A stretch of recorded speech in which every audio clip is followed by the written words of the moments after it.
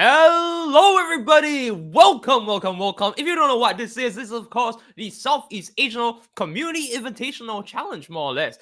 And this is going to be our second time doing it. First Yeah. of all, my name is Nitera, and with me, I am with a fantastic co-caster here, Stavey. And Yeah. we've got a lineup for you. Now, I want to ask you something, Stavey, just before we start. Yeah. What is it? What is it, man? Where do you Tell me. come from? I'm from Indonesia, man. See, he's from Indonesia. I'm from Singapore. You know, this is an amazing opportunity to be casting with you from all across the region.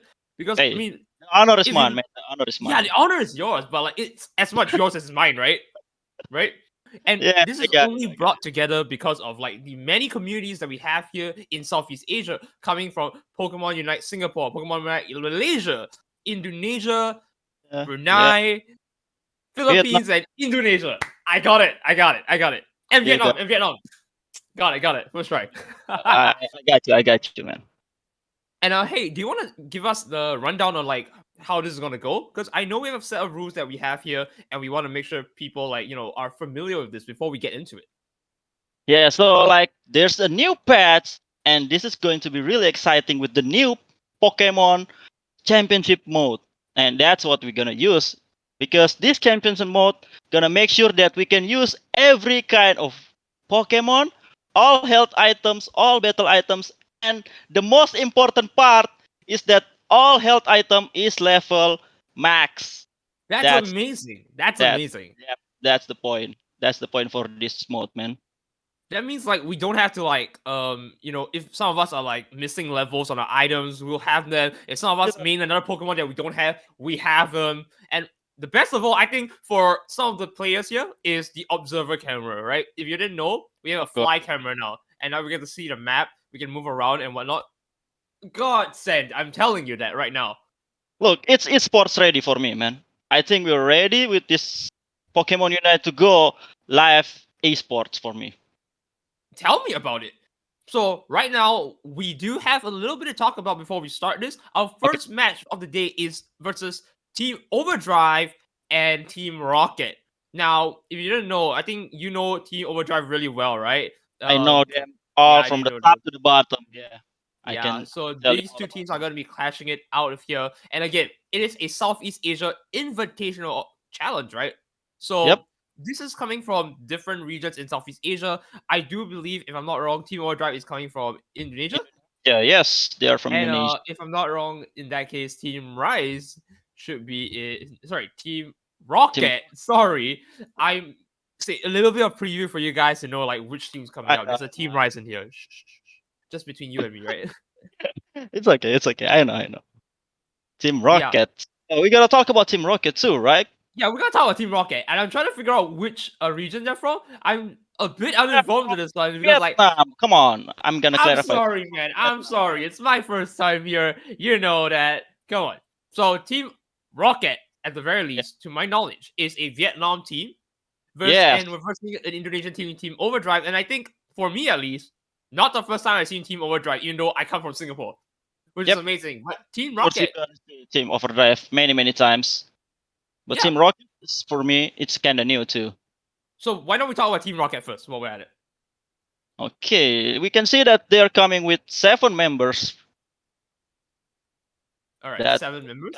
Gucci, Gaming, Stunky, BO, Bitsy, Chua, and IK. And I think Alright. that the 5 member is the main member, right? I think most of them put it that way for Team Rocket. Yeah.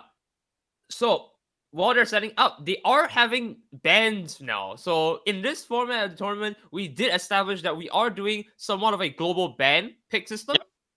So to So run you through how that works, first of all, I think I need to tell you the bands here. So of course, Trevenant being not even a week old, we are not having him in the tournament. And then we have Snorlax, Zeraora, and Gengar, which are the 3 other Pokemon that are not in the tournament because of if they have bugs or still, their bugs yeah, were like I know, fixed I at too know short about it. notice. We Yep. can still, they can't still use them. Yep. So Even after the new patch, right? Like even it's after not. the new patch, it's Yeah, unfortunate, still but don't know you about know it. what? At the very least, we got that rolling, and I do believe I am informed right now that it's not Gengar that's being banned. My bad. It's Snorlax, Zero Aura. Yeah. And yeah. So I completely messed up. So yeah, we're gonna start in a little bit, but first of all, before that, like I was saying, right? We are talking about the bands. We believe we have a global band from Blissey from Team Overdrive, and on Oh, Lucario on Team Rocket. So top lane is gonna be interesting. And yeah. Blissey, standard tank, but maybe we'll see more weekly time, we'll see more Elder Gods. What do you think? What do you think? I think it's still going to be that Serena and Dragonite going to be the most pick from this. But I I don't know, man. mean, They we see got both nerfed there. before. They got nerfed. So I want to see something new. Like I think like Gardevoir is still there, and Garchomp and Charizard. They But can both we talk about big that buff. first? Are you looking at what I'm looking at? Oh my god! Yeah, oh my god, can we talk Still, about that? it's Looks still clean. That looks clean. that. I'm not Okay. the one looking at this. You It's guys are, and we're with you. Yeah, you can see that there's still Serena and Dragonite. I already talked about this. Although they got nerfed, but they still really good for this patch, man. They're Okay. damaged, they're really tanky, and of course they can secure objective really fast. Both of them. Yeah. Can we talk about like a few things here? First of all, Greedon has been definitely one of the, I would say, go-to Pokemon in the recent few weeks. So I'm really interested to see that. But I saw that Dragonite, and he was running Muscle Band Scope Lens Yeah, for his attack items. I'm interested to see why that's the rationale here, because I don't believe Hyper Beam has crit ever when I'm playing it, and I could be just really unlucky. But maybe they're going for an auto attack angle. Just chip them down bit by bit. Yeah, I don't really think that Dragonite got really good with the auto attack, man. But you can see that Charizard, my man, is back to the tournament, bro. I'm really excited. Is. And I think you've seen yourself as well, right? The skin for Charizard, the samurai skin. Yeah, the samurai skin is really dope, man. Well, It's epic. hopefully we're gonna see him slay and pray as we go into the games. And I think it's no exception we see the games here. It's definitely going to be a very standard, like 1-1-3 composition for the most part. And yeah, jungle is always gonna be the same. We're not gonna see much difference there. So how is this going to play out is anyone's guess here. Can we get it out? Because I waiting for it out here because okay, hold on. I'm curious about the laning. Are they still using 1-1-3 or 2-1-2 now? I think 2-1-2 is the go-to, right? 2-1-2. Because it's always a very safe approach when you're coming to any game. 1-1-3 definitely, if you have a more coordinated team, definitely more applicable there if you're a strong top laner. And Greedon can fill that role for the side of Team Overdrive. They both got amazing top lane, like Serena on the Team Overdrive and Greedon for the Team Rocket. I think who do you think will win though? Let's be honest here, right? Are we talking about the spear? Yeah. The immovable shield or the insurmountable spear? I forgot how that went, but you guys get what I mean. You guys get what I mean. Yeah. Oh. Stevie, do you hear that? You tell them, Nitera. You tell them. I don't want to share this. I don't want to share it. We are going to have to do a remake, unfortunately. I do believe one of their team members weren't able to connect to the match, but we do have a rough idea of the lineup already. So let's talk about that, right? So we saw on Team Rocket, we had a Greedon. We saw on Team Overdrive, we had a Serena. And like I was talking about, right? Like, which do you think is really going to win in the long run? Is it going to be in the long damage side? Like Serena with damage? For the damage-wise, I think it's still going to be Serena.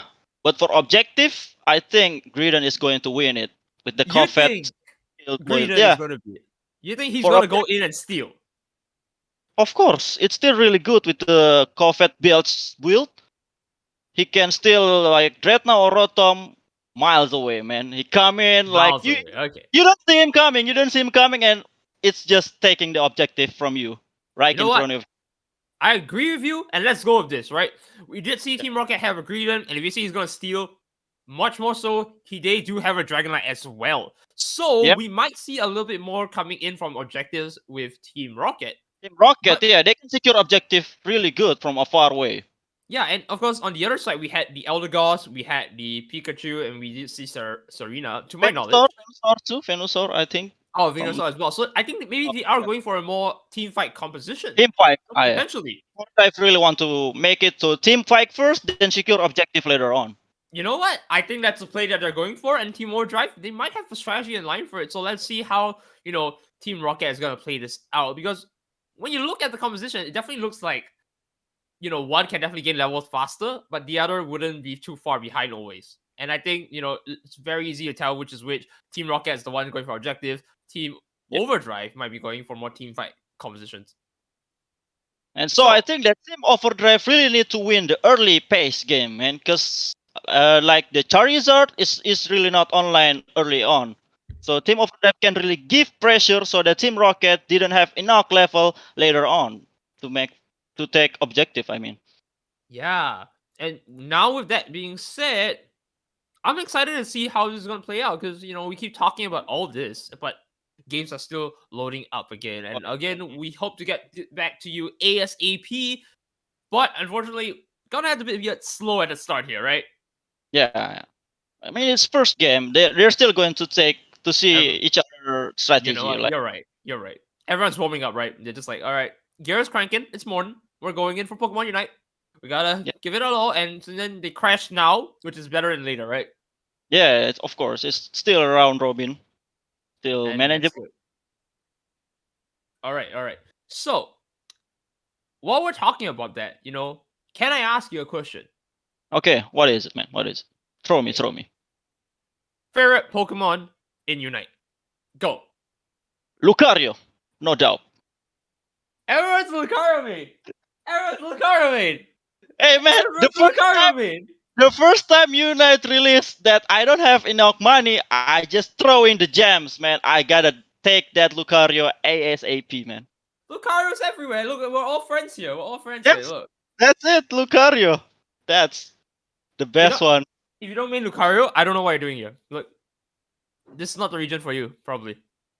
Or But maybe we're just like, developers what have, else? man. Enoch with the Lucario, they gave it nerf every single patch, but people still using Lucario. No matter what, man. You can throw him every single kind of nerf, but people are still gonna use it. You know what? Homeboy here doesn't need anyone knows, but he is still fairly okay in the meta. I don't think we'll see him today for sure. Hey, After the he's region hits, banned. but He's banned. you So know I what? think people Who still knows? think he's really good, right? Kind of, kind of. I'd be interested to see how this plays out for sure. Hey, I'm really excited with the Charizard, man. The new For buff, sure. you can see that he can throw that flamethrower while walking.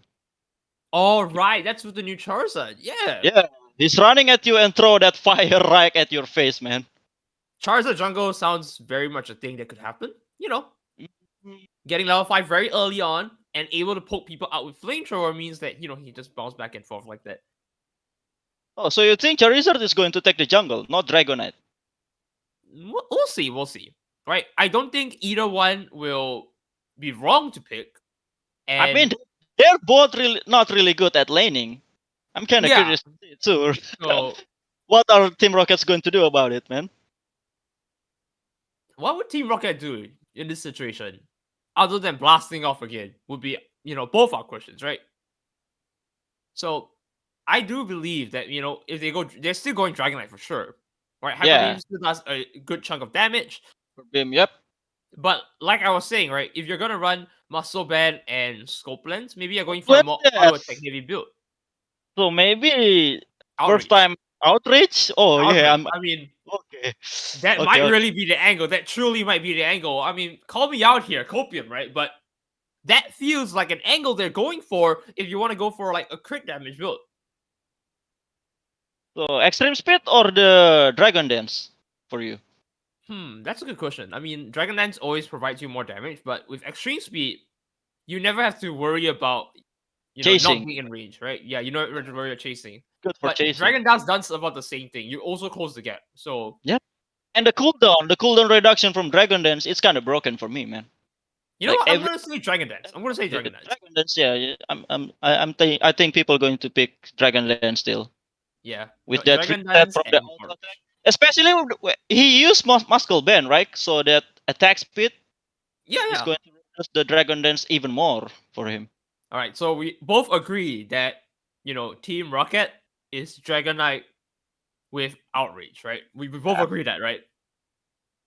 I'm excited, man. I don't really know if they're going to pick that, but I'm excited to see Outrage Anyone's after excited. all this time. Yeah, I mean, like if Hyper you're Beam. excited, I mean, I'm really knocked with the Hyper Beam, man. It's so much damage, man. It's so broken.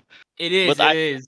but we need Outrage. Like you going in there, you make people scared of you, man. With that Outrage. With 3 stacks, insane damage. But again, we'll have to see once they're done. And once again, I'm gonna apologize to all of you here that we are not into the games yet. Still having some technical difficulties, but we will Hey, be we can coming talk back. about their support. We have enough about their all rounder, like their carry. What about their support, man? I see that Wigglytuff and Eldegoss from Overdrive there. That's true. That's true. And you know what? We were talking about it, right? Team fight potential. Yeah. Wigglytuff going in with a Sing, maybe Wigglytuff going with a roll out somewhere near a close corridor, Yeah. completely locking them out. And Yep. Eldegoss always a good character to just continuously harass them, right? You auto attack with their muscle band, does Still, so much the damage over shield time. from the Eldegoss is really good for me. Exactly. And I don't think Cotton Guard. Eldegoss will be dethroned, right? Like Yep. Cotton Guard is just way too strong still. The only character with like a mass AoE, shield, and heal for the most part, Yeah. and allows you to move around the map a lot faster with Leaf Tornado. So, you know what? Eldegoss is still a very strong position And in one the of the support. best Unite move in this game, right? One of the best, in my opinion, at least. I mean, have you Oh, seen the damage it okay. does? It's sometimes so ridiculous that I forget that he's a support, and I'm like, Support. Yeah, I know. why like are you doing like that much damage? No, no, no, no, no, no. like Why do you you have heal CC? your friend. You're flying. You can be touched, and you deal so much damage. Like Exactly. the Unite move does it all See, this from guy Elder. knows what I mean. This guy knows what I mean. See, this is why you're my co-caster, Stevie. Like, we're together in this. We're together in this. Okay, what about Team Rocket, man? I don't really see their support back then. I did not catch it, unfortunately, and I You really don't catch wish it I too? could. Come on, man. Come on, Ninth Era. You're Oh, better than this. come on. I'm sorry. I'm sorry. Look, I might be the color caster, but you know You what? gotta Those colors, you they gotta get do too Team fast. Rocket like that, man. Come on, don't be like that. Okay, I think we're going No, no, back see, now. I stalled enough time for them to come in, so now we know what support they're using. Eldegoss. Wait. Is there Serena from Rocket? Yes, that's a Serena from Rocket, so Where's Charizard? Where's my man Charizard, man? Come on, Team Rocket, don't do it like that. no. You see, that's why they're Team Rocket. They don't have the good Pokemon. They don't ever get it there. Okay. I'm Ninth just Era, saying it. I'm saying it as I see it. You tell me, man. Hey, they only got one support, man. So what about their team fight now? You still think Overdrive going for a team fight with this? I think so. But here's the thing, right? We have Serena most likely going top lane. Top So lane, I yeah. think we all know where the Greenland's going. Just saying. Oh yeah, Greeter at Come on. the front. You know what I'm Okay, talking about. Yeah, okay. So it's still going to be 1-1-3 for you too. 1-1-3 on the side of Team Overdrive, right? But on the side of Team Rocket, It's obvious 1-1-3 for Team Overdrive since we got two support, right? it might be a 2-1-2 because Greenland might invade. And then we see Eldegoss and Venus on the bottom. Invade from Greedon. Oh, I forgot about it. Greedon still can't invade your jungle. Yeah. So, what are we So- expecting here, in my opinion, would be Pikachu maybe holding back a little bit to see whether the Greedon really does invade. Yep. So that they can collapse on him, right? But I do you think it's really want to avoid one more I think it's Eldegoss. Pikachu is still going to need to farm at the bottom lane, man. that. You know what? That does make much more sense. Yep. But Pikachu it's is anyone's carry, guess. man. Carry.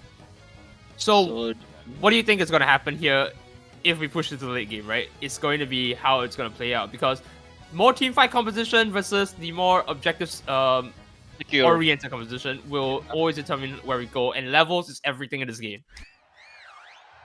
Yeah, So, once again, that Team Overdrive really need to make pressure, like I said before, right? Since they can Correct. really do it from the Wigglytuff initiation, while the Team Rocket gonna need to make sure that they can survive till the late game. Okay, here comes, man. here we go. See, the green is coming in. I told you it's 1-1-3 Team Overdrive, but here comes the Greedon, man. Oh And- no! No? What's happening? Oh, okay. Oh, I see how this is going.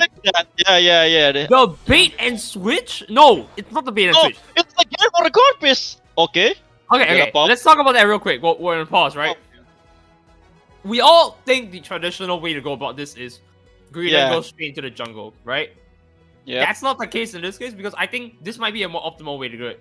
Take your opponent's A-Palm Take here, your- so they're like thinking like, whoa, where is it going? And then suddenly you realize Greedent was in lane, but he's not. And then they start thinking, it's like, is he actually stealing my stuff? And like, that's a lot of mind games to it. I love that. Yeah. It's a mind game from the Greedent. And- Like this, Serena from Overdrive gonna say that Greedent is here, so that the jungler can keep farming from their lane. But later on, he said, "Wait, man, where's my core piece? I don't get to level 5 right now." Exactly. And that's the Greedent. Yeah. I have a friend who will always tell me this. He has one word for Greedent. What is it, man? Irritant. Just irritating, going in and out like that, and no one can So stop him. annoying. Yeah, I don't really like fighting against Greedent too, man. If I see Greedent, like, I tell my team, like, let it go, man. Just let him do whatever he wants to do. Yeah, and let's put it this way, right? If that Greedent lives in your jungle rent-free, what are you gonna do, right? Yeah, you want to kill him, you can run. All right. Okay. So let me give you a break rundown before that. Sorry to cut you off there, but we are doing an item check. As you realize, we did pause the game. That's a new tournament mode Yeah. feature. So just trying to like look through their stuff, like, oh hey, what are you using? Making sure everything's down correct, and then we can go in. So we'll be coming back in a little bit. Oh. Okay, I'm hearing something. There we go. Got you. There we go. So Okay. right now we do an item Nice. check. So we're talking about it, right, Stevie? Yeah. Like this is a global ban and pick kind of tournament. And here's the thing. It looks like Team Rocket might have misread the rules, unfortunately, and they did pick Oh, no. an item Oh, no. outside of their like what they chose. So it looks like they're gonna have to Okay. take one round loss. No, come on. Hey, you know what? Yeah, They man. don't. They need a free win. They don't need a free win. Yeah. They can take We- a 2-0. We believe We in that, need right? the game. We need the game. Yeah, we we need need to that game. Game. We need to see Team Rocket come out 1-2 now, right? Because they just fulfilled one game. Totally fine here. We can definitely see them make a comeback. You know, they haven't made Yep. any fatal mistakes yet. Yep. So, totally fine here. We can make it work. But you know, the I team think it's kind competition- of advantage for Team Overdrive because they're gonna know that Greedent is going to do something next game. Oh, Huh? that is true. That is Huh? true. Oh, the mind game's been broken, man. The mind game. My games. But that also means we gotta sit here for another 5 minutes to figure out, you know, what else they can do differently, right? And I think as we're looking through that, it's gonna come down on the thing. Yeah, maybe we can just show Show you the guys the game, games a little yeah. bit so you know you have an idea of what they're going to do instead of, you know, looking at our beautiful faces. I think our face is really good, but the game is better, man. Exactly. See, he knows what I'm gonna say. And right here, of course, let's Yeah. talk about what they've chosen, what they're picking, and whatnot, right? Yeah. Because I believe the very standard composition. Let's talk about Team Overdrive first. Yeah. Wigglytuff will be on Sync for sure, right? No ifs, buts, All wins up. there. Yeah. But on Serena though, Stomp. Still going to triple axel or stomp? Yeah. Yeah. You see, you get what I mean. I don't know Like- what to tell you. I personally would like those Stomp. words. I feel like those words shouldn't come out of my mouth, but Serena with Stomp is my kind of thing. Really? You like the stomp? I like it when Serena stomps. Not on me. Let's be very clear there. Not on me. Calm down, Okay, guys. Okay. Let's throw out the jokes, man. I mean, like the damage aside, you like the stomp damage too? I think the damage I is still up. think. Okay. It's okay. Let's think about it, right? It's a strong burst damage. Yep. Now with increased healing, it kind of goes Yeah, you it's know, healed. as strong as triple axle, Yeah. and you also get a small little CC if you didn't realize.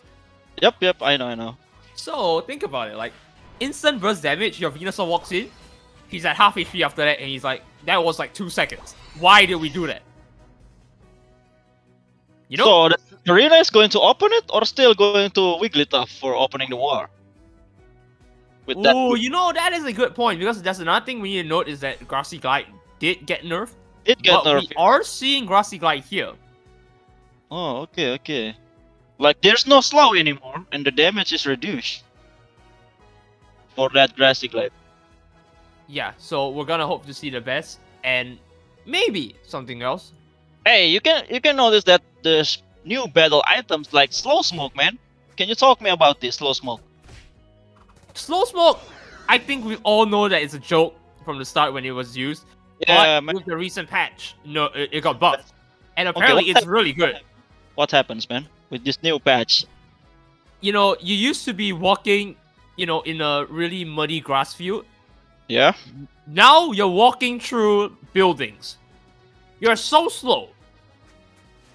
It's incredible how much of a difference that makes, and people consider using that right now. Also incredible, you know, to see how much that has affected it. So still only your movement speed or your attack speed as well? I think I read it some later. Like attack speed is low as well with that slow smoke. Yeah, so we're gonna try and do our best, but I don't remember, and I will pull it up later. Okay, So okay. for now, let's just say that it just stops their movement, right? Which is, I think, one of the core things that people are like, you know, super hype about, because like it's suddenly they're so slow. Like back then, you could still walk out of it. Now it was even worse. Like they can't do anything about it. They can't do anything. Okay. But they still can use their item like eject button from the enemy side or full heal. Can they still negate the effect of the slow smoke? I do believe so. However, are you really gonna waste a full heal on a slow smoke, or wouldn't you just turn around and take the fight at that point? Yeah, yeah. It's really your decision, right? Use it for the battle item as well, or using it for when your opponent using a skill. Exactly. Yeah, Like, yeah. is a slow smoke more important to full heal over, say, God of War's Moonblast? Yes. Or maybe Dragonite's Unite, for example. Blastoise Unite. So Yeah, I'm I think interested still to see how going this for plays. the CC rather than the battle items. Like But from the Greedon Coffet, like it mini stun you, right? When he exactly, totally. comes over you. Okay, we Yeah, can see that it's already surrendered from Team Rocket, right? thank goodness, because I'm interested to see the games, and we are a Yeah, bit, we're man. running a bit long here. You know, we've tangled like the little piece of like, you know, like juicy games to view long enough. I don't want to Yeah, hold you back, so let's see if we can get into the games ASAP, because I I want I'm the game. excited. Yeah, I want the games too, dude. I You want know the it game. very well. I want to see what's happened. Yeah. So What's it we already do? know their composition, right?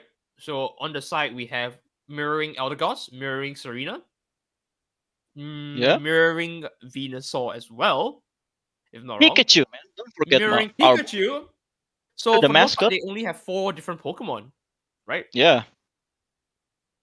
And we did see also on Team Overdrive, Bulbasaur was the jungle, whereas Dragonite was on the jungle for Team Rocket. Okay, okay. I don't notice that Bulbasaur. Yeah. So I'm thinking something like it is going to be a Paddle Dragon built on the side of Team Overdrive. Very normally, if you're gonna go jungle, I don't see why Solar Beam might be a go-to, because you Yeah, know no, you can use Solar Beam when you are jungling. it's gonna be Cause hard for sure. they need the mobility from jungler, right? They don't need that much damage. Yeah, you want the mobility to gank your lanes better, right? You want to move around the map faster, you know. So that might be the correct play. But I wouldn't rule out the fact that, you know, Team Rocket's own Venusaur will be doing that. So I have actually the thing up here, and I'm seeing the only change from both teams is the fact that they are on a Wigglytuff and a Oh, Pikachu versus the Dragonite and the Greedent. oh, And we nice. already know Team Rocket is going for an invade strategy at this point, so not too much to say. And even much more worse on them, because, you know, once you have the invade strat like surprise out of the way, like you can play around it, right? So a bit of a disadvantage coming in because they've From already lost the first round due yep. to some technical difficulties, but should be fine. And I hope the game 2 is going to be really normal, man. We need the game You so know what? fast. Let's put it this way: all the technical difficulties are now. All of our casters later, they're gonna enjoy it smooth. They're gonna enjoy it smooth. Of course, Tell of me about course. it. They need about it. Especially when the playoff coming, man. Yeah, This is still a round robin, right? This yeah. is still This is this round robin, and then we're gonna go into the final stages on day 2, which is tomorrow. Once again, we'll have a nice line of casters for you. You know, if for Singapore side, I'm pretty sure you know a few faces. We won't have some of them here today, but we got new faces and as well as returning ones tomorrow. Yeah. And of course, Savvy, this your first few times casting? I would say Unite for Unite. For Unite's SA, yeah. My Yeah, first time. yeah. So we're all new in this, and we're all gonna see all of this together. One big community, and maybe who knows? C community invitational might not be C community. Maybe we'll add in more regions at some point. So Hey, I'm interested to see that. this is the first step towards the WCS back in August later on. You know, This is you know the that. Southeast Asian WCS. Yeah, yes, yeah. Yeah, this is our own thing. You guys can't take it away from us. All the NAs and EUs, you guys can go worlds. This is the first step towards London, man. You guys know the London one is coming. Yeah, we've been waiting for the London one for about a year already, so I'm excited to see for a lot of the players. Yeah, of course, it's really good news so that people can really focus on playing Unite, not only for the fun, but also becoming an esport, right? Exactly. And we already saw the esports mode just a little bit. And I Yeah, do believe that that's we got the stellar. pause button. We can pause the game now from Pause the the app. game as well, yes. So if you got technical issues like your connection or something, you can pause the game. Yeah, and that's really nice because at the very least now, there's some level of, we can coordinate, do better camera work as well in the game. We're able to showcase more stuff. So I'm excited to see a lot more tournaments run this. Especially we got a few tournaments overseas as well that are running concurrently. And more Only one Southeast more Asia day. stuff. One more, man. The One more? draft and pick. I think. Draft and pick is the only thing we don't see yet. You are Yeah, absolutely right. So maybe we will see that. from the game, we still use it here, but it's manual, man. But I hope It's the game is going to implement it themselves. with more Pokemon coming out, we definitely will hope to see how this plays out.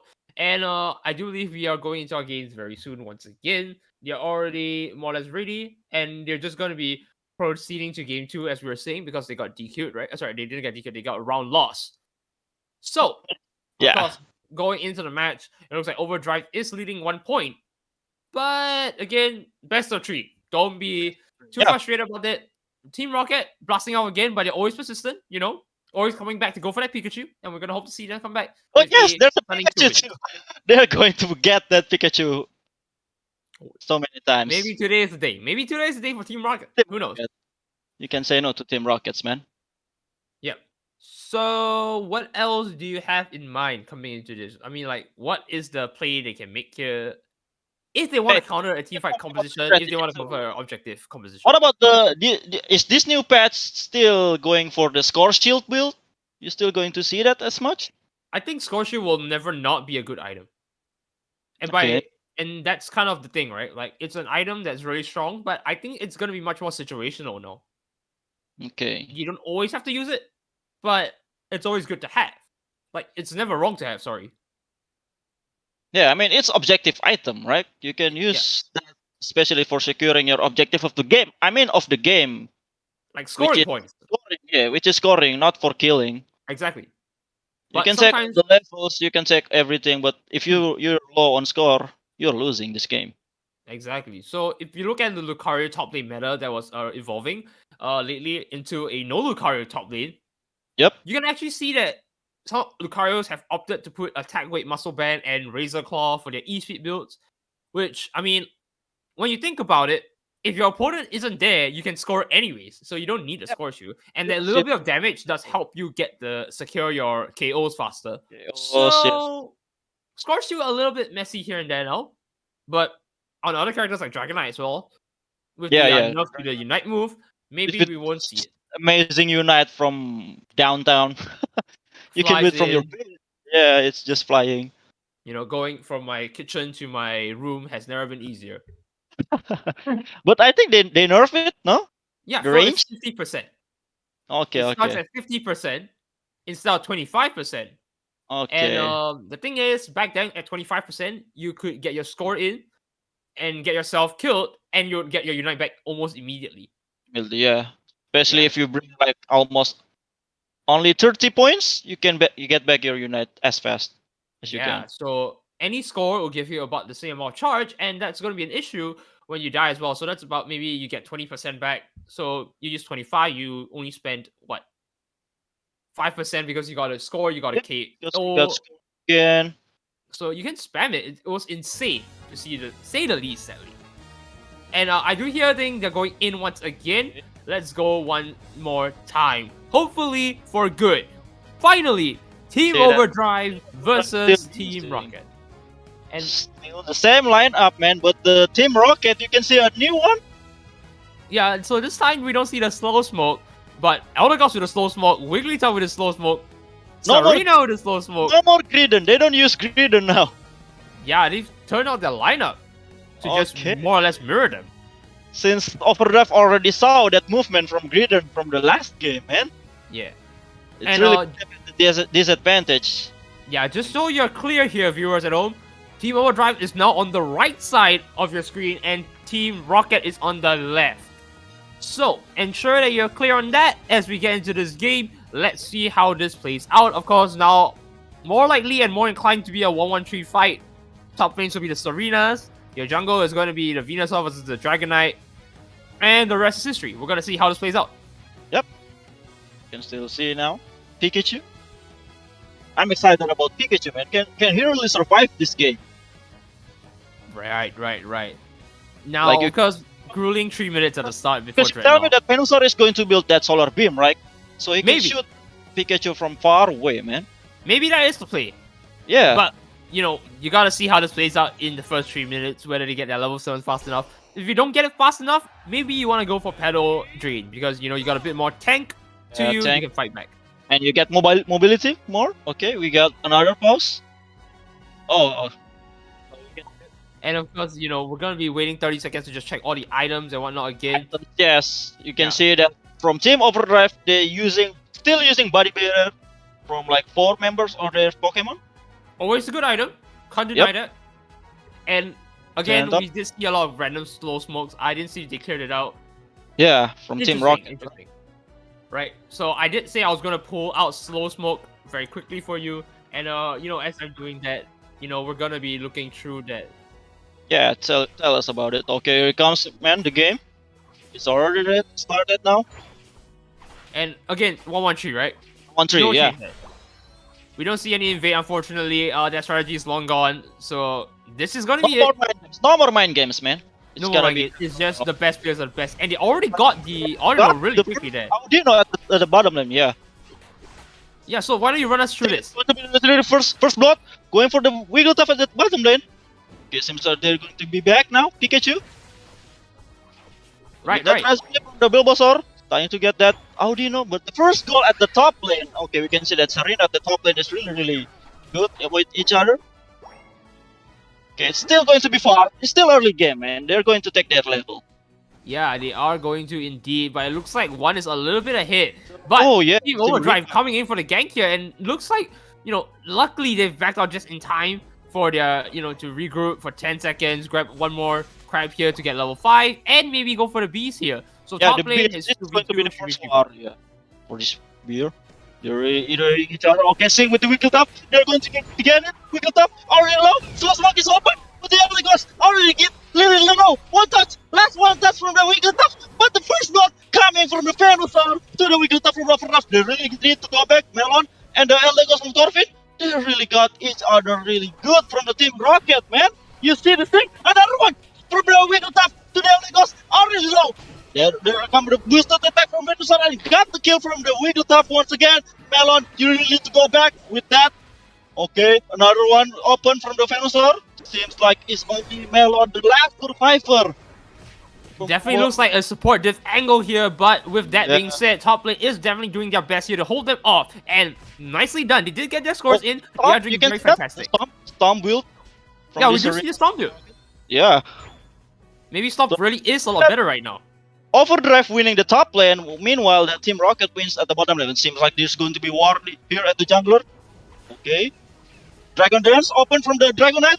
But that thing, once again, from the Wigglytuff, low from 2 heroes. Eldegoss and Wigglytuff are going to be killed by Wigglytuff and Eldegoss from Team Rocket. Pikachu really need to go back.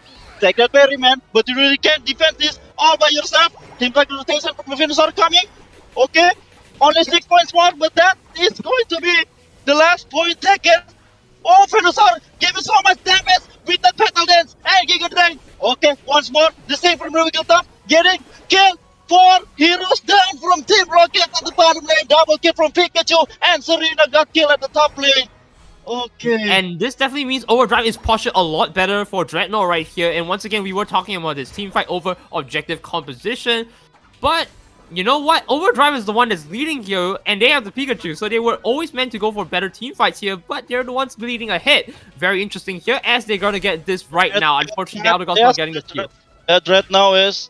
Seems like the Eldegoss trying to steal that with that Leaf Tornado, but seems like that Overdrive managed to get it. Oh, already not start the Rotom here from the Serena at K. And it already looks like they are going to start with the cross-map play here. They're all trying to rotate upwards. Rotom is already starting by Stunky, and they can still challenge. Yeah, they can still challenge. They got Team Overdrive. Okay, are they going? No, yep, seems like Team Overdrive needs to let it go. Oh, so another stomp from the Serena here from Team Overdrive too. From Azer. Of course, from Azer, no less. And right now, you know, it's just going to be random skirmishes here and there. I don't think you want to take any fights if we look at the levels. On the side of Team Rocket, they're all level 7s mostly. So you just want to farm out and get levels. To bottom lane. There are 4 heroes to bottom lane here from Team Rockets. Are they going to push this? Only Pikachu and Wigglytuff. They got Eldegoss too. Okay, 3-4-3 here at the bottom lane. Okay, here comes the Beast, but seems like the Team Overdrive is going to stay at the base. Okay, here comes the same from the Wigglytuff. Another dazzling grab.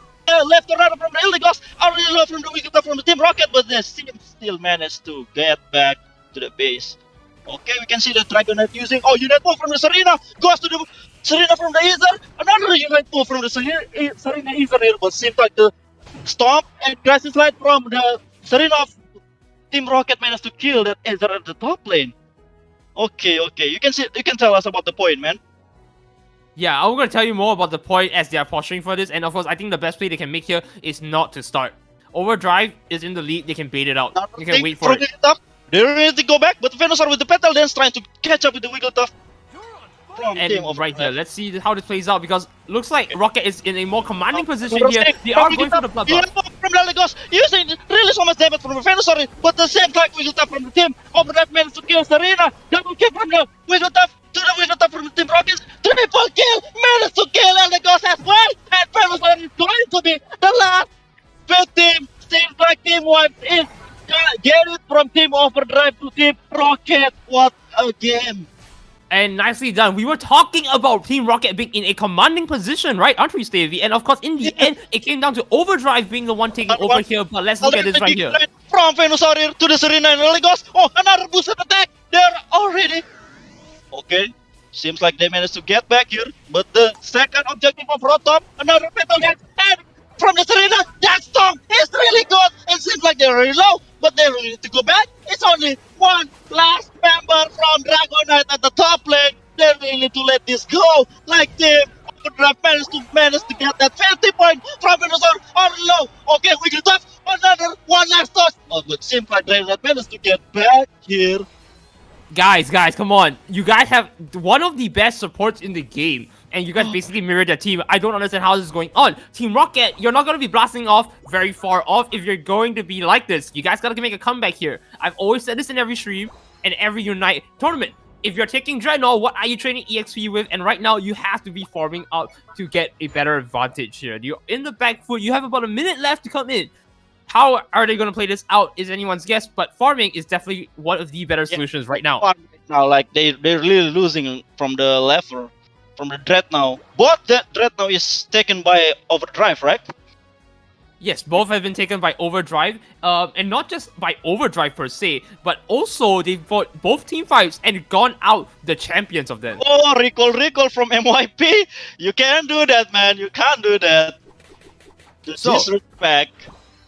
5 all the way at the bottom. Rocket is yeah, Team Rocket. Here comes the Venusaur with the Petal Dance and Giga Drain. But seems like that MYP managed to run away. But the Wigglytuff from the Team Rocket with the Snake managed to get that with the Petal Dance and Unit Move from the Pikachu trying to defense this last top bottom tower. But there's okay, Team Rocket. They're ready to go back. Another one from the Serena with the Crashes Slide and Storm. But this is the first casualty. Okay, Venusaur is really had enough. Open the unit with a managed to kill two Pokemon from the team Overdrive double kill from Serena here. Okay, Team Pride and Team Rocket really to go back. They're already low. This is really bad for them. Triple kill managed to get from Team Overdrive to Team Rocket. And We it's get looking very good. It is oh looking my very good. god! Once again, Team Overdrive we win the war. Because Overdrive did get basically a 1-for-1 trade with them. It looks like Rocket was able to catch up to some extent, and now they are going to be into the Zapdos pit. You are alone here, staying open, and leave Tornado from Elegos. MYP really need to get back. Here comes the slap from the Wigglytuff. Okay, aggressive fight from the Serena. Alright, here we go. So now they're, of course, in the lead here. They don't have to start here. If they come in with a good thing, maybe they can do this. Okay, seems like that. The first victim is Wigglytuff. Unite from Pikachu once again, giving so much damage and managed to kill the Serena from Team Rockets. Venusaur with the Petalains and Giga Ray. And seems like that only Dragon double kill for Venusaur. Unite is open and seems like triple kill. Team Overdrive. And right here is not just a triple kill, but an entire team wipe into the Zapdos moving in. Yeah. Now, what can I say other than a commanding, astounding effort as well, right? Like, their teamwork was amazing every single time Overdrive came in. From Izar, seems like Izar is going to be killed. They didn't get that 100 points from Izar, but still 400 points difference from Team Rocket and Team Overdrive. How do they come back from this Night Era? I don't think there's any comeback at this point, right? Even if they group together, they have to go down. It's going to be very hard for them to do with 40 seconds and no Unite. And of course, as we say that, they freaking called it quits here. I'm so sorry, Team Rocket, unfortunately, is going to go home with a 0-2 for their first round, but you're not out of the game yet. Come on, how can it be like this? They win the early game from Team Rocket, right? I mean, let's put it this way, right? Yeah. They've stuck up to Team Rocket's motto, right? Their motto is blasting off again. And unfortunately, it looks like they're blasting off the wrong direction. So, yeah. At some point, that Team Rockets managed to get the points back, right? They lead the point. Yeah, they did. They lose the level, man. The level is still important here, seems like. Yeah, and so as we look at the point difference here, I don't really think there's much they can do in terms of levels. They lost their only other objective, and it makes it such that, how can you possibly play without the only other win con? And so you look at the team's stats here, it didn't even look like Team Overdrive did really that much, even though they are definitely a lot more dominant in terms of the stats as compared to, Team Rocket. They just picked the right fights, and most of the time when they picked the right fights, they just got pretty decent damage because they were doing the right things at the right time. Whereas Team Rocket went in and just lost everything. Yes, doing the initiation, right, from the war, like the Wigglytuff from Bitsy opened the war, but the Team Overdrive just managed to get their feet on the back and managed to get Team Wipe to Team Rocket once, like two war, I think. Yeah, and of course, I don't think that there's anything else they could do here. So of course we're gonna come back here and once again, for serious, man. Team Overdrive, right? Team Overdrive, they've done their best here in what they can do, and of course I can't tell you any more about this than my co-caster can. And we're gonna hopefully look a bit more into the next few games and how Team Rocket can improve their chances of being in the finals. Of course they can. They're really good at early game, and they show us that they can do fight too. But seems like the Team Overdrive managed to get back, man. They see that the flow from the Team Rockets, and going to punish them every time they open the war. So maybe team composition might not be the right play here. More so is more of like the coordination. Because one thing I did note is that Team Rocket, your Wigglytuff went in so many times, and here's the problem: if your Wigglytuff goes in, either the Wigglytuff is the issue because he's going in too much, or the team isn't following up. Yeah, right? I think that's the point. So maybe maybe I'm just saying I'm not the player here. I'm the caster. I'm just saying down here. We only see what happened at the game. We don't know what their communication seems like. Yeah, so that is going to be how they're gonna try and line up and play out. Of course, unfortunately, they did also lose one free win for having the wrong items in the item check. Yep. And that means Team Rocket was already at a disadvantage when they lost their invade strategy. But not to worry, we might see more games coming up from them later on. So I don't believe that. Do you have anything to say about this match first? Yeah, I think it's still going to see what other teams capable of, right? Like this is the first time they met, so they're still poking each other what their strategy is, what their main Pokemon is. So maybe like the next time they meet, they know what Pokemon to ban from each other team. Right, right. So for the time being, GG's again. I can't understate this enough. Overdrive, you've done an amazing job. I've seen you guys play for a long time. Team Rocket, fret not. You know, you still got chances. And for that, with that being said, I think we're going to try and throw us into a break here as we Yep. let the next few teams prepare here. I do believe, Stavey, you are going to be staying, right? Yep, I'm going to stay here for the game too as well. So yeah, so we will see you as well as I believe one of our other casters. I do believe you know him. If you've seen me, I think I've casted him before, fairly recently. So first of all, he's a good caster. Stavey's gonna be with him, and Okay. we're gonna see you in a bit. So we're gonna Okay. take it to a break. Thank you so much for watching. Let's go for a break real quick.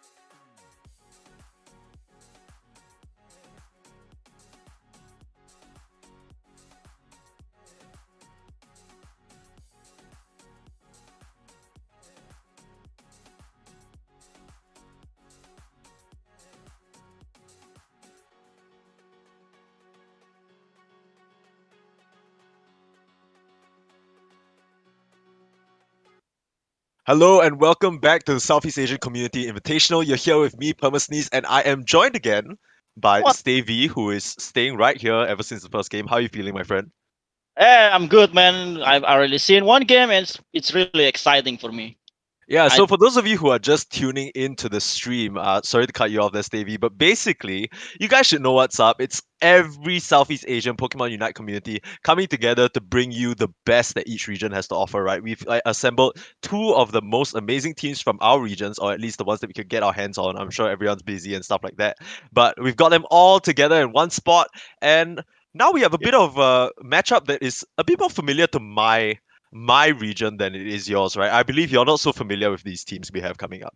Yep. Can you tell me all about these two teams, man? Like Team Havoc versus Team Greedy Greedy Ghost. Ghost. Yeah, so for me personally, I have and this is interesting, right? Because this event brings together so many different communities. This is the first time I'm getting a chance to talk to you, and probably for these Indonesian teams that you're very Yeah. familiar with, you probably know them by the back of your hand, right? But for me, it's like I've never heard of these players, so it's a nice little uh, mishmash. But for now, it's a bit more skewed onto my end. Havoc and Greedy Ghost from Singapore and Malaysia respectively, so a bit more closer to my home than it is to yours. So let me just give you a lowdown on the teams real quick.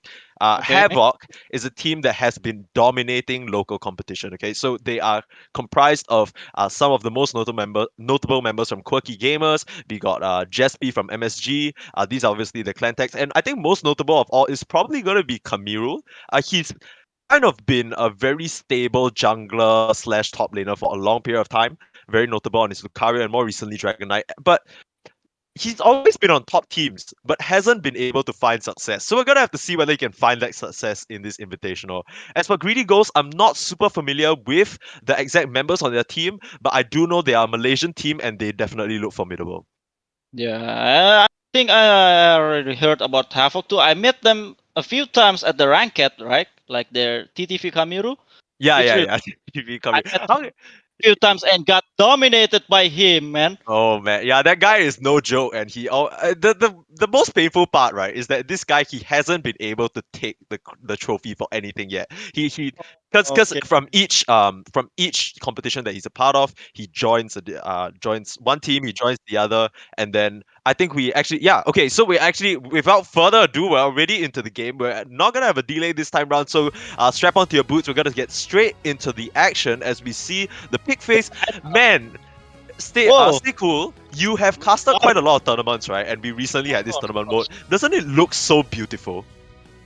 It's amazing, man. I already told Nightera before, like this is esports ready for me. Yeah, Like it's so exciting, right? Because they're like kind of like gearing up towards a more and more official mode. We can even see what items they're picking, which is crazy. Yep, the item, and we see this lineup now. Okay, Gardevoir, man. I'm really excited for this. Wait, is there a Machamp? No A way. It's 5 seconds left. If they lock No. this in, I'm gonna No. be so excited. No way. Oh, let's go. Okay, we're gonna really get our Machamp. favorite. Yeah, it's gonna be our favorite four-handed boy. For Machamp, man. Yeah, my- that's Oh my they're God. bringing something spicy here, and we're definitely gonna get a good show. This is the first game of Greedy Ghost versus Team Havoc. This is Singapore versus Malaysia, an age-old rivalry. And now we're actually into round number 2 of the Southeast Asian Invitational. Yes, So it's a bit round number unfortunate if you missed the first game. But is there anything that sticks out to you in this present moment for the lineups? Because I am so excited for the Greedy Ghost lineup. Hey, I think that Team Havoc is still going for the team fight more, since like they got Lucario here, they got Dragonite, so much damage, right? While Team Havoc, Team Greedy Ghost, I mean, they are going to take the objective from that Machamp too. Yeah. Like, okay, it's Machamp, man. I don't know what's going Okay, to happen. so one thing that kind of sticks out to me about Greedy Ghost lineup, right, is prior to this patch, we actually saw a very interesting composition being run with Greedent, with Talonflame, stuff like that. It was the scoring comp, right, where you run all over the map on all 5 players, farm as much as you can, and then just get those goals in. I feel like this might be the new version of the scoring comps that we're looking at. Especially with this new Machamp, man. Okay, you can see that he's using his uniform, and he's really ready with that character. Yeah, he's ready to deliver those chops, alright. They're using 2-1-2 for this composition, right? While I mean, Team using 1-1-3. yeah, I mean, it looks like 2-1-2, but it kind of, I mean, the Greedent already running early on into the jungle to try and like spot the other jungler on the side of Greedy Ghost. Of course, we are into game number 1 of Greedy Ghost versus Havoc. Very interesting lineups. Havoc spotting quite a regular lineup, like nothing really new from the previous patch. You can see that they're still stick to their last strategy, and it seems like this Greedon is becoming a nuisance to Kamiru. Yeah. Kamiru is not going to have a really good game with this Greedon in his ass. Yeah, and I think that's the thing about Greedon, right? You always want to send this, even as a Squirvert, you can just be counter jungling so early on. A lot of these junglers who they do send into the jungle, like for instance this Curlia, as we see them action break out in the top lane, there's actually 3 people converging onto KST. It appears he's gonna be the first one to drop, and I mean the 2-1-2 definitely showing its advantage for now. The rest of the side of Havoc, they're trying to make their way on top, but somehow, suddenly out of nowhere, 4 members of Greedy Ghost are just sitting in the top side. What can you do about that? Yeah, I mean, like, this is rotation that going to secure Rotom for sure, like from Team Greedy Ghost. Like 4 members of their Pokemon going to the top lane. Meanwhile, that Greedon you can see from the minimap once again going to the jungler. I think it's kind of interesting because recognizing that Yang and here they can't really touch to Magja at the side. Sure, they can try and threaten the goal, sure, farm it up, but this really tough is not really die here unless you more people. They're okay with their reasons this way. As of right now, though, Havoc are pick off Squirvert. This might be a little scary. Squirvert running around so much hasn't been able to find the Greedon form. Okay, it seems like Team Havoc right now is going to focus at the bottom lane, and it seems like Team Ghost going to the top lane here with that Machamp and Talonflame, and seems like Team Havoc only with that Lucario running with that power-up punch.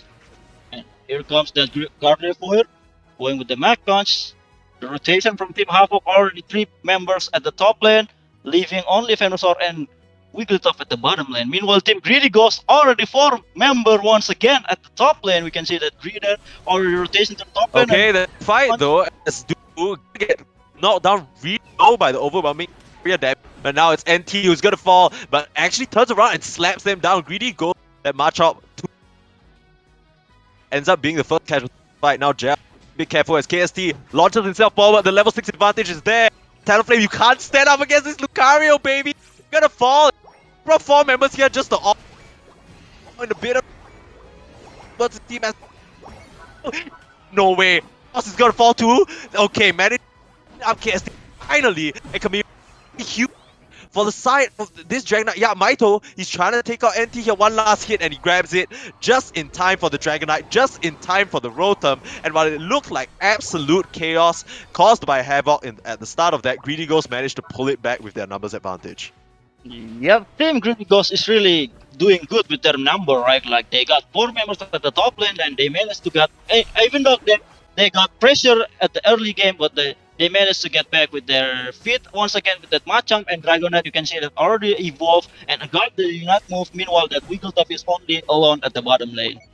Yeah, and I do want to point out though that even though it seems like Greedy Ghost has the advantage on the top side, you still have the concern of Yang on that Venusaur in the bot lane farming away. Like, once you hit that level 10 on that Venusaur, it's just so much easier to run around and do so much damage. As we're seeing right now, Dubu gonna fall asleep and fall down from the sky. Can't get out of that situation. Now this Venusaur with the pedal down is gonna do so much damage. There's 2 down already. And now Magja caught on the wrong side of the fight, away from his team. And he's gonna be picked off. That's basically 3 wiped on the bot side. And we talked about, Greedy Ghost brings so many to the top lane, but now they perhaps have neglected this Venusaur a bit. Here comes the barrage from the Machamp. Can he do much though? No, he has the eject button out as they claim the goal zone.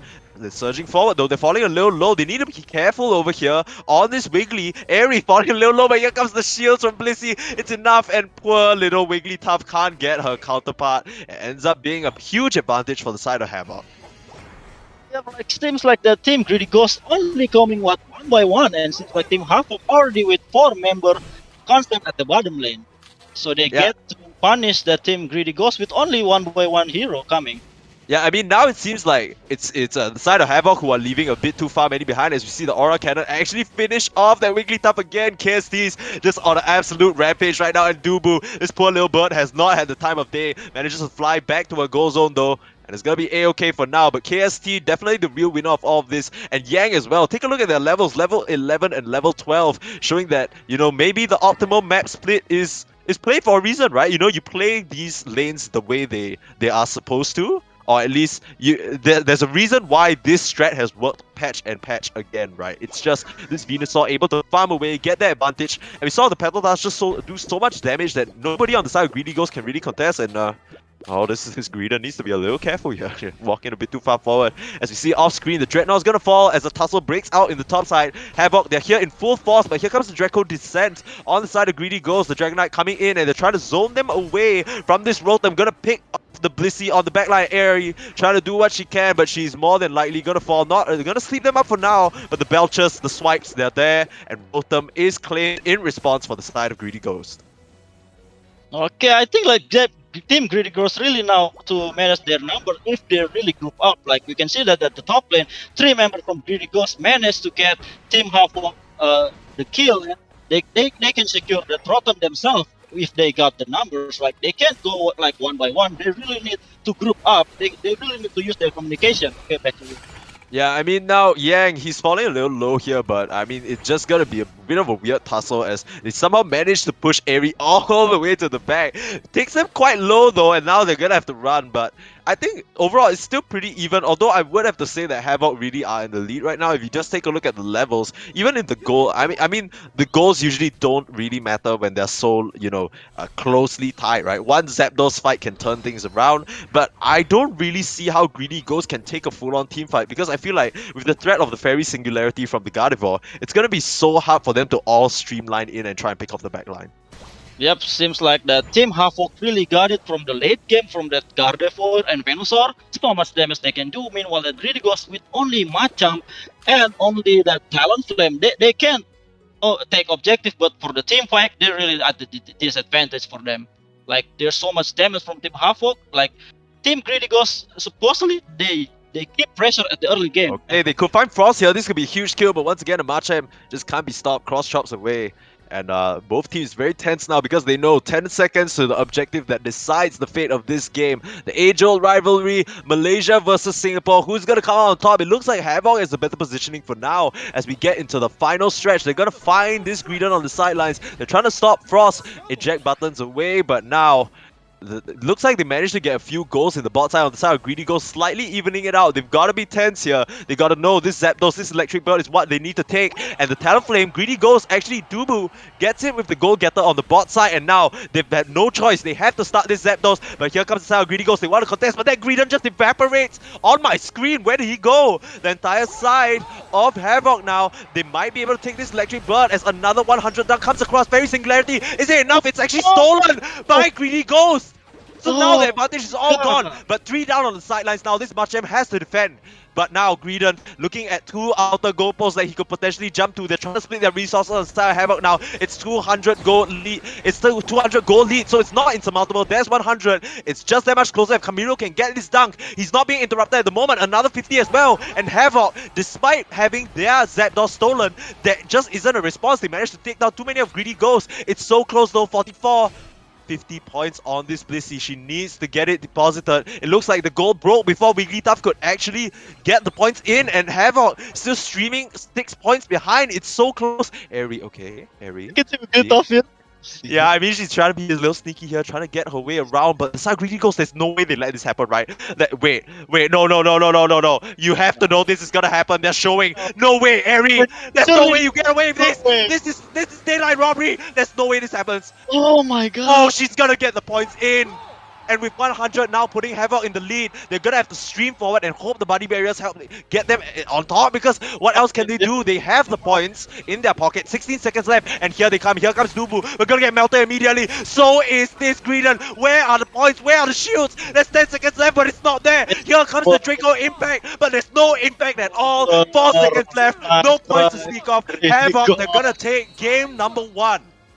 That Wigglytuff really hurt them, man. With that sneaky move, I think they really saw the movement from that Wigglytuff, but seems like from the point of Wigglytuff, from the team, Wigglygo said that we can let him score, we can score back with 5 of us going to the score, but seems like Team Half-Orc managed to defend their last goal at the last minutes. Dude, it looked so good. They stole the Zapdos. They got the kills, right? They only lost 3. They could regroup, go forward, but they lost track of that Wigglytuff Airy, the hero of that game with the 100 points to make the difference. And like we said, so much damage in a clump, right? The side of Greedy Ghost, they just couldn't break that formation. Yeah, I think like the Greedy Ghost really need to manage the team fight more, since because like they got the objective of Zapdos, but they got no member to score. Like 4 members of their team already dead, and that I think that matchup got no points when they get Zapdos, because like it's already 400 when they get the Zapdos, and there's no much point going in from their team side, so that team Hawk really can manage to score back, and it's already done when we get up the last score. And the thing with Team Havoc is that, we questioned it a bit. We're like, okay, you're still bringing this old school, composition. Is it going to work? They sprinkle in a little bit of fairy singularity in there, and it comes together beautifully. I believe at the end of this game there, when we saw the screen, Yang on that Venusaur as well as the Gardevoir, both doing upwards of 89k damage each. Yeah, that was so much damage. They really just cleaned up the side of Greedy Ghost. And Greedy Ghost perhaps living up to their name a bit too much, right? Because they could play it safe and just guard their goals, but they all decided to run out. Man, that was a heartbreaker for sure. But what did you think of that game, number 1, Stay? I mean, for the team fight, it's kind of back and forth, right? Like the team Havoc managed to kill Team Greedy Ghost at first, but somehow like they managed to kill them back at the bottom lane and at the top lane as well, and they get the level advantage back. But seems like Team Havoc really good at the late game, secure with that Venusaur and Gardevoir. Meanwhile, with the Team Greedy Ghost, they really got no heroes for the late game, and I don't see the advantage for Team Greedy Ghost for the late game. Yeah, I think the idea with these Pokemon that you pick up with the Talonflame, with the Machamp, right? Yeah. You kind of want these Pokemon to sort of ramp up in their own way. But when you're being picked off by this coordinated kind of formation by Havoc, then you can't really cause much havoc by yourself when you're so under-leveled. We saw the Talonflame and the Greedent so many times they would go in straight into the team fight, into the whole clump of Havoc and just disappear. Like where would they go, right? So I don't know if the side of Greedy Ghost is still gonna run this lineup. What do you think? Do you think they need to switch it up, or do you think it was just execution? I think if they're still going to use this strategy, I think they need to change the Pokemon. Like they need to secure the late game from the point of view. Okay, they got the objective, but if you lose all your member, like there's no point of you get the objective of Zapdos or Rotom. You still need to farm more, and you get the level advantage for the Team Havoc. Since like Team Havoc really good to manage the level advantage, so you want to balance it out. So when the team fight comes, you can fight Team Havoc as well, not just become the victim of the war as well. I think for me personally, I think that it's really interesting that they picked such a diving composition into such a heavy like AoE damage comp, right? Because if you want to do damage as Greedent, Machop or Machamp rather, or Talonflame, you need to jump straight into the Petal Dance, and that hurts so bad. So for me personally, the switch that I would like to see is maybe something a little less committal, so something that can kind of just do damage but doesn't have to fling himself in, as we see the draft stage. How many times have you said that before? It's so cool that we can see the picks now. Yes, so amazing. As we but see, it's not like Team Havoc is doing the change here. We can see that already with the Mr. Mime. You can see that. Yeah, a slight adjustment in terms of the support Pokemon that they're going to bring. I believe Airy, I think NT was on the Blissey previously, and Airy was on the Wiggly. They're doing a little swap though, as Airy seems a bit more comfortable on that Mime, so got to pick that up. But the rest of the offensive Pokemon looks like they're going to reprise their roles. But still a Machamp and a Talonflame. They've opted to swap away. Yeah, they picked Lucario and Dragonite instead of the Greedent and instead of the Greedent. What do you think about this? I think that they really need to give much more pressure now. Like they already know that they're really good with the early game with that Machamp and Talonflame, and they got Lucario now for the solo top lane, so that both Machamp and Talonflame can give much more pressure to the jungler from the Team Havoc, which is Kamiru, with that Gardevoir, so that at the early game war, that Gardevoir got no damage to win this war for them. I actually really like this Mr. Mime pick from the side of Team Havoc because I feel like when you're facing up so many potential aggressors, right? So many Yeah, assassins that can get yeah, onto your Gardevoir and Venusaur, having that wall and having that confusion to just be like, get out of my face, is yep, so useful, right? The number one thing that Gardevoir hates is being jumped on. How do you stop people from jumping on Gardevoir? Put a yeah. wall right in front of her. Nobody can touch her. She'll be safe. Camille can just do his thing and just cause an absolute riot. Do you like this lineup a bit more though? Do you like this adjustment from the side of Greedy Ghost, or do you still feel like we're gonna I'm see still game number thinking, 2 change? I still think Team Havoc is going to win most of the war with that. Okay. You tell with that combo of wall and Gardevoir, since like it's going to give them so much damage. Yeah, And I and don't really know how that we got so much melee Pokemon from the team Greedy Ghost, so they really can go into the backline from Team Havoc with this. Like they need to yeah, do something, man. yeah, we're gonna have to see how it plays out. I think the big not that I would know any better, but to me, from a spectator's point of view, it just felt like they just let Yang have the freest game of his life, right? He was just sitting there in that bot lane, flourishing, thriving, undisturbed, farmed all the way up to that Venusaur without being ever like under any threat whatsoever. And I would like to see that change as we see typical shenanigans in the top side. They're gonna actually be running 2-1-2 yet again on both ends. So slight adjustment as Gel already. Oh, look at how much Camilo Yeah, can't it's fight. not, This is the strength of the early Talonflame, and you need to get this routes out of the jungle before she hits yeah, that curl. Yeah, that's the that's pressure exactly that we need. Yeah. Like exactly what you need to do. really need to give so much pressure for Kamiru since like he's going to give so much damage at the late game. So at the early game, you really need to give him some punishment. Like you can't go to the late game, man. We're not going to let you get that late game for now, at Yeah, I least. think it's a bit of a sort of. I think once again, Greedy Ghost, they're very comfortable with keeping their Wigglytuff Majao in this bot lane by himself because they're doing it yet again. They've opted to send Talonflame into the top as a bit of a skirmish, managed to hit that Curlier on Kamiru and gets a pick off for his trouble in the top side. So very nice little rotation and gank there for him.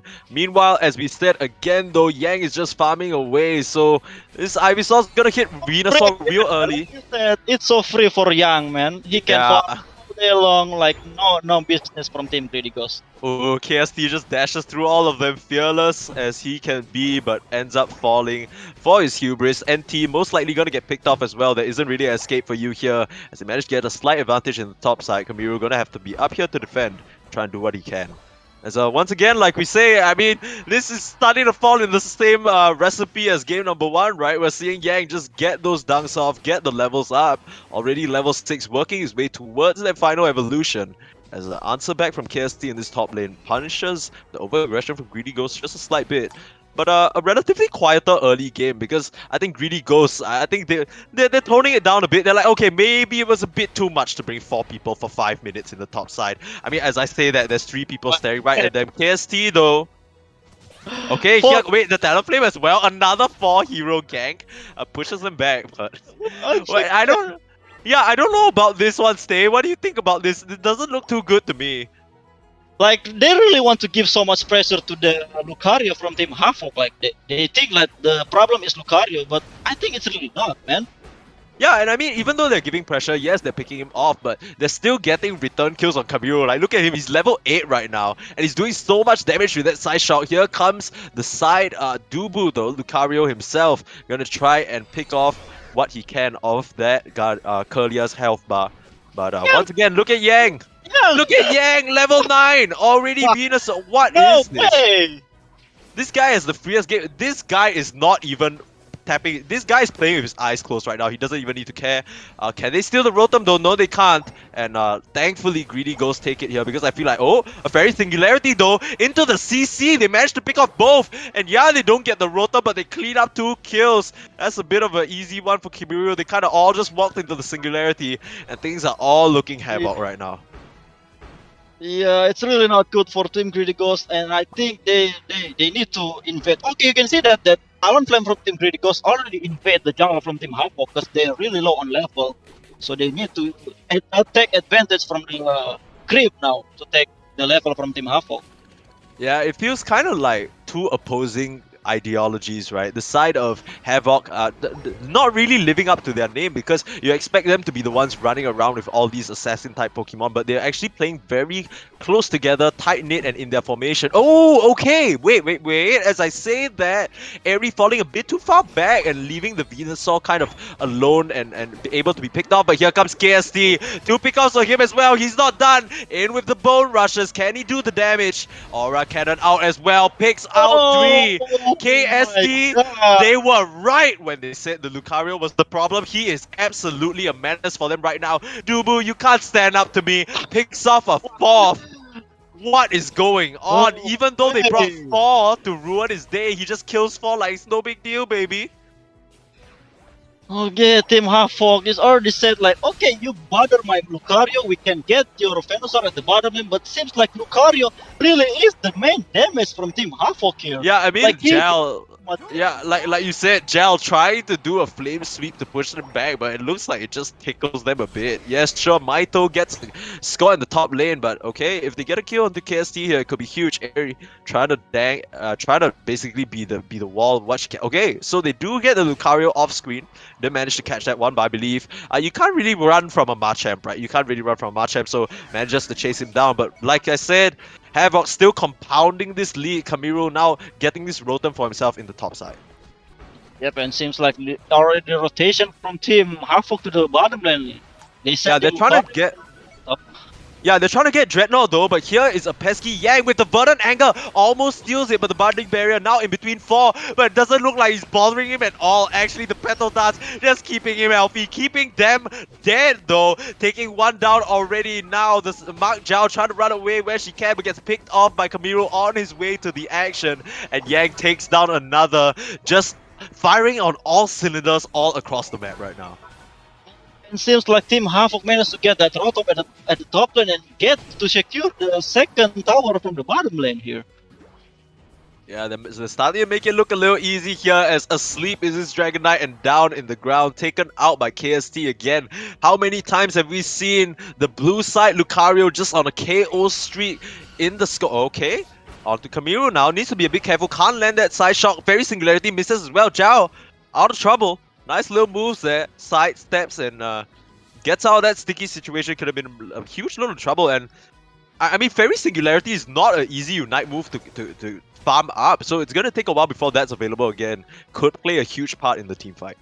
Yeah, I want to mention that it's the Unite move from the Gardevoir is really going to take a long cooldown. So yeah, team fight for Zapdos, they're really going to take disadvantage against Team Greedy Ghost. Of course, I mean, if you take a look at the advantage that we're speaking of, just take a look at the levels. They're so skewed towards the side of Havoc, as we see Mark Zhao now being slapped up by those vines as well. Frost is trying to do what he can to get I guess it's Wigglytuff out of the situation, but Zhao in a bit of trouble as well.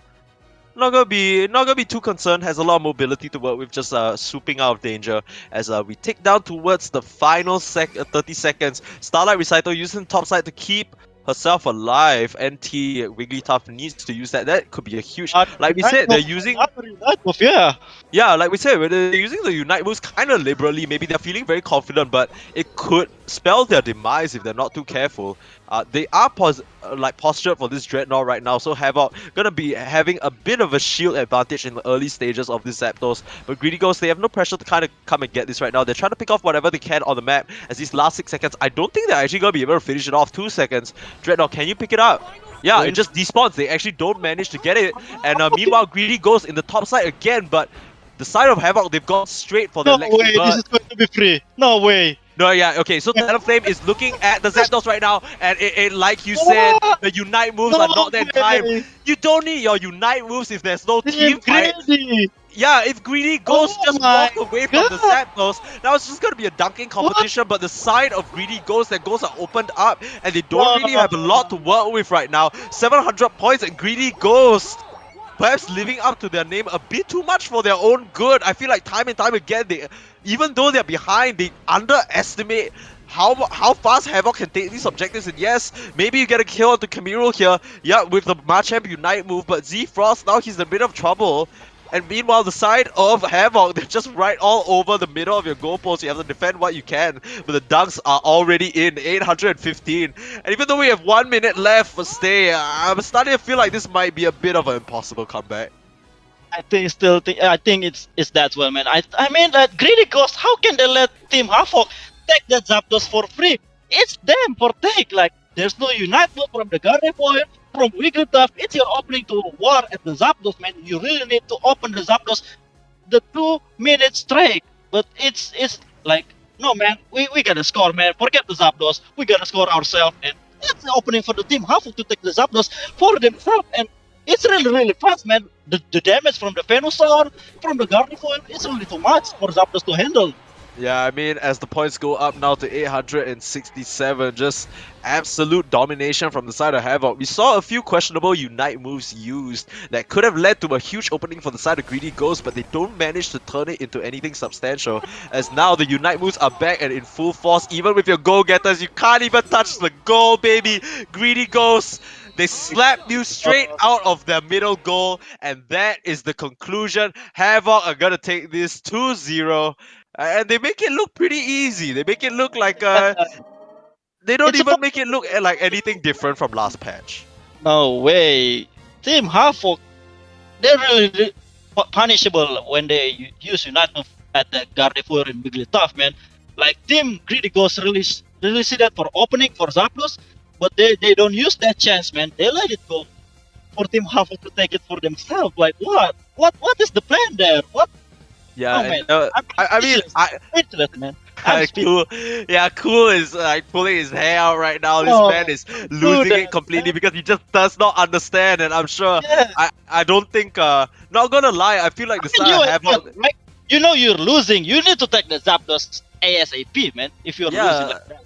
that's literally the so many times when you know you're behind. That is really your only, I don't know. Comeback Yeah, mechanism. that is the only comeback mechanism in the fight, and we've heard it time and time again. Zapdos really is the game decider, but they just kind of like, it's almost like they just No, forgot I it don't care existed. about Zapdos, man. Yeah, they What you talking literally, about? yeah, they literally No just way kind of, Zapdos is important here. yeah, they just kind of left it Like, to its own oh devices, man, and the bird Team like Greedy just Ghost. disappeared. And I just want to say, I feel like I still don't really understand the idea from Greedy Ghost here. I don't know what their lineup is supposed to be trying to do. I kind of get that they're trying to fire on all sides, right? Have these strong Pokemon 1v1ing, but like we said, the side of Havoc living the opposite of their name, just not being chaotic, not running around. They keep that tight formation and they know exactly what they need to do. They just get in, get the objective that they want done, get the fights that they want done, and then from there, it's all good. Oh man, it's kind of really gambling for Team Havoc too. They're like opening Zapdos right away. It's Yeah. really dangerous for me. I think it's really dangerous since like they got no Unite move from Gardevoir and Wigglytuff. So if Team Greedy goes taking the chance to war there, they can really lose the fight and lose Yeah, the game as well. I think it's like a mix, right? Because as much as we're saying Greedy Ghost, why don't you go check for that Zapdos? How many times do you see teams just instantly start the Zapdos, right? A lot of the times it's like standing around the pit. You like look at each other for like 10-15 seconds and then you try and see where the opponents are, try and get a pick off, right? Yep, I know. Seeing the minimap, like where's the Yeah. position of the other team's member. Yeah, but I mean, they managed to get away with it, and Havoc, they walk away with a 2-0. So that basically Yep. concludes our second round. It's been a pleasure casting with you, and I hope you enjoyed your brief venture into Singapore and Malaysia Pokemon Unite. And I believe after this break, we're gonna have more action for you. This time, it'll be me who'll be staying, and Stay will be going if you. Yep. So thank you so much for joining us here. I will be welcoming yet another caster to join me later on. But for now, we're going to go to a short break. Thank you for tuning in. We'll be back for more Southeast Asian Community Invitational action right after the break.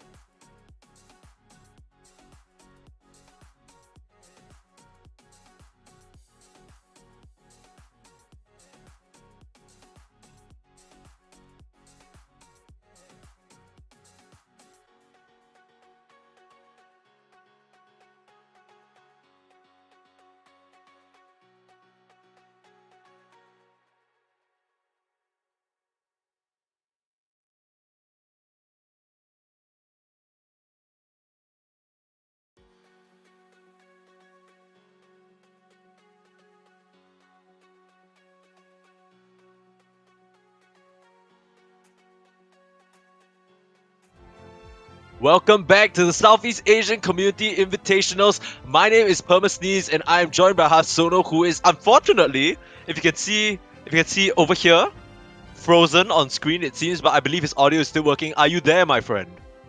Yes, I am here, and I am looking at myself being Knock, frozen, knock. even Yeah. though I am super dynamic right now. You know. Sono, you there, man? It doesn't look like you're okay. There you go. We're back. We're back. Okay, We're there we go, there unfrozen. we go. Let's Yes, go. Yes. Okay, so technical issues aside, welcome back to the Southeast Asia Community Invitational. You're here with me, Permasneeze, as well as joined by my brother from the same country, basically, Hasono. Yep, and I am super excited to be here, Permasneeze. You know what? It feels like it's been a really long time since I last casted Pokemon Unite, but then I thought about it, and it was only a month ago. But you know what? Without Pokemon Unite, it's always a long time, right? Alright, enough talking about yourself, Sono. We're not here to watch half Sono commentary about his life. We're here to watch some action-packed Pokemon Unite, which is what we're here for.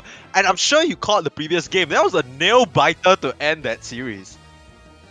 Yeah, I honestly thought it was quite insane.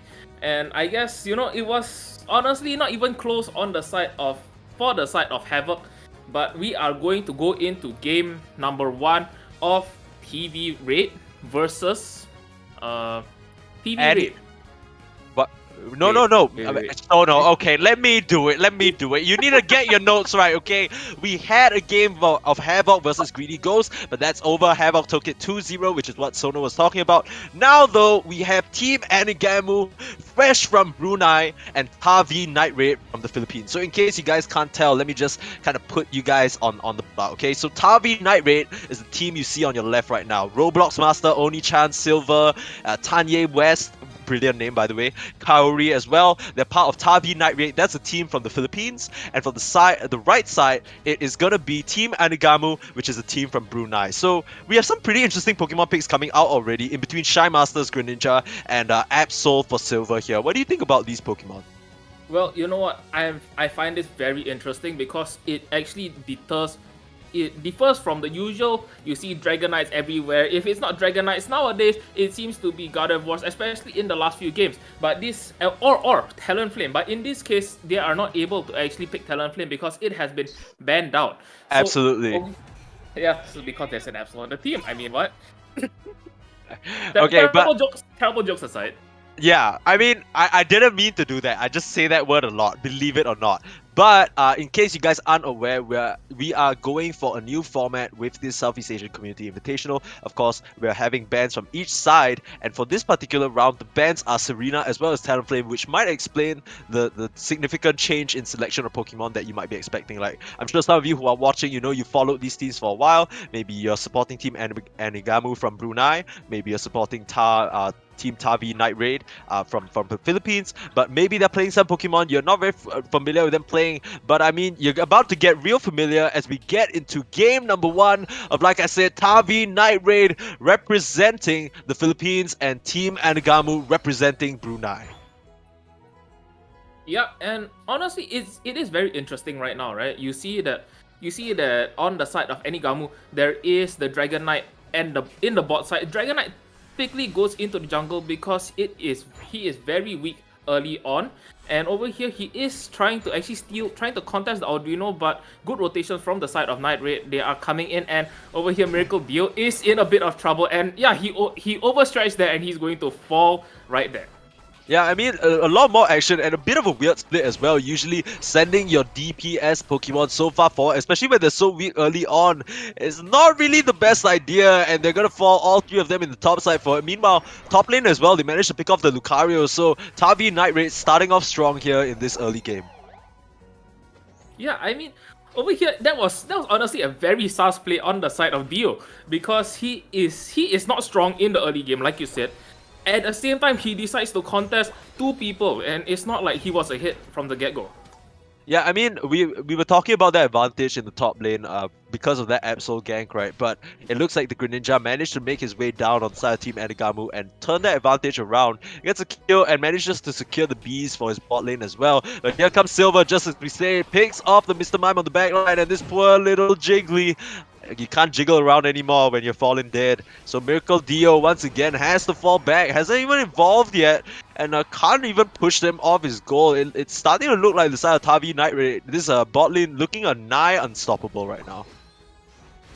Yeah, this is honestly, Tarbi Night Raid is up to a really strong start right now. If you look on the side of Night Raid versus Enigamu, especially even in the Lucario top side, right? You see that that Tarvi has the level 6 Lucario as compared to level 5 on Dark Tyranny, and he doesn't even have any stacks. Oh, he finally got a bit of stacks over here. There is a bit of skirmish.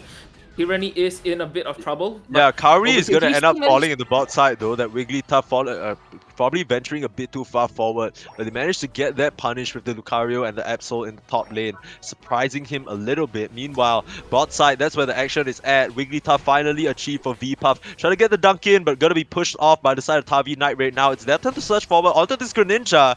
That's a huge kill for them to get. That Greninja was level 7, and now they're gonna continue searching for a Dragon Knight. A Dragon Knight dead as well, and Kaori, look at her, no fear whatsoever, just standing there, taunting them. Vipa falling a little low, Focus Band keeping him alive, but not enough to stop Roblox Master from decimating their ranks. They're gonna crack open this goal, more than likely, not yet, 40 more points, but now postured up perfectly for this Dreadnought. Yeah, I mean, over here the Dreadnought is free, right? They won that fight so easily, pushed it up, dropped all the goals, and just nice as Dreadnought spawns. And Anigamu needed this Dreadnought to actually keep in this game, but they actually lost this Dreadnought. Over here, they are trying to contest a bit for the Rotom, and they are going to trade on the side of for the Rotom, but they are still. Yeah, here comes Kaori though with the 3-man sleep. Is there a backup? Starlight Recital as well, keeping him alive. So much shields and the damage. What? Where did that come from? Kaori's gonna fall for it, thank God. But here comes the Water Burst Shuriken from Shy Master, trying to do what he can, but Roblox Master is the real champion. Aura Cannon, completely wrong direction, but it sends him right into Silver's hands. Manages to pick off that Greninja, and while it looked like Team Enigamu, they were going to answer with that Rotom, it ends up being back into Tavi Knight Raid's favor yet again. You know what? That Aura Cannon was just bait, okay? It was just to actually funnel. Just scare them off a little bit. Just funnel him right into Absol's arms where he gets destroyed. Yeah, I mean, they're definitely kind of getting destroyed right now. 171 points to 39 as the side of Tavi Knight Raid felt like they've been able to run away with this bot lane very handily, and the Mime not really providing as much as we've seen in the previous game, right? With Airy on that Mime on Team Havoc being able to create a lot of space and provide a lot of damage. This time around, not so successful as Dark Tyranny and Miracle Dio trying to look towards the Lucario in the top side. Roblox Master could be a juicy pick-off if they manage to tag team him in the top lane, but right now, still a skirmish in the bot side. They're gonna get some dunks off, and Roblox Master can't hold him off himself, so just breaking this goal further and further apart. But look at the damage. No, the Aura Cannon as well. Wait, where's your Aura Cannon going? Your Dragonite is just dead. Roblox Master just makes it look easy. The 2v1, and there's more challenges here for him. But the confusion off the mark does actually knock him into a wall. Now Sangramore, he's in a bit of trouble. He has to run away, has the shield. And they managed to finally crack open that top side, but look at the bot lane. They're just taunting away. They know the Dreadnought's being taken and there's nothing you can do about it, V-Puff. What are you gonna do? Wait, Draco Impact though. The steal is not there. And Miracle Dio, he's gonna fall yet again. This Dragonite has not been having the time of day. Roblox Master finally gonna drop in the top side, but it takes 3. And now they're gonna look towards Rotom now as the answer yet again. And I mean, even though Rotom, like we said, right, in this recent patch, it's been balanced out quite a bit and doesn't have as much weight as, has a lot more weight than it used to. Still very big advantage for the side of Tavi Knight Raid. Yeah, so I mean, Rotom doesn't have as, like you said, it doesn't have as much weight anymore. So it's more of a consolation prize because you still have to shove it into the goal for you to actually do something, or at least create enough space. Which on the side of Anigamu doesn't seem like there's enough space. Look at Tanya West. He is just popping his Unite moves, trying to keep alive, fending off 3 people from the goalpost as much as possible. Bruh, that literally was 2 people on Team Anigamu popping their Unite moves, and the Venusaur just stood there. He didn't even need to pop his own. He just stood there with the pedal dance and just slapped them away. That's absolutely disgusting, as he managed to get a goal on Miracle Dio, but pays with his life. I don't know how worth it that is. Take a look at the level advantage on the side of Tavi Knight Raid. 13, 12, and 12 on the damage dealers compared to the 10s across the board. Only the Greninja's looking kind of hot, but I feel like it's so hard for him to find an opening in these fights. Yeah, I mean, over here, I know points are not everything, but Tarbi Night Raid has everything. They have the points, they have the levels, and they have the backup points. And over here, they're pushing. What is Kaori and Deepam doing? Kaori just Kaori does going to not pay care for about this the in his save. life. He's not. He's just gonna put them Bro, to sleep never and mind. walk away. Now Oni-chan forward as well. Here comes the Draco. Okay, no, sorry. I literally don't know how to read. That literally was just a bit of a circle on the ground. I saw that wrongly. But Silver, he's gonna be able to fend them off right now. As Harvey Night Raid managed to escape unscathed.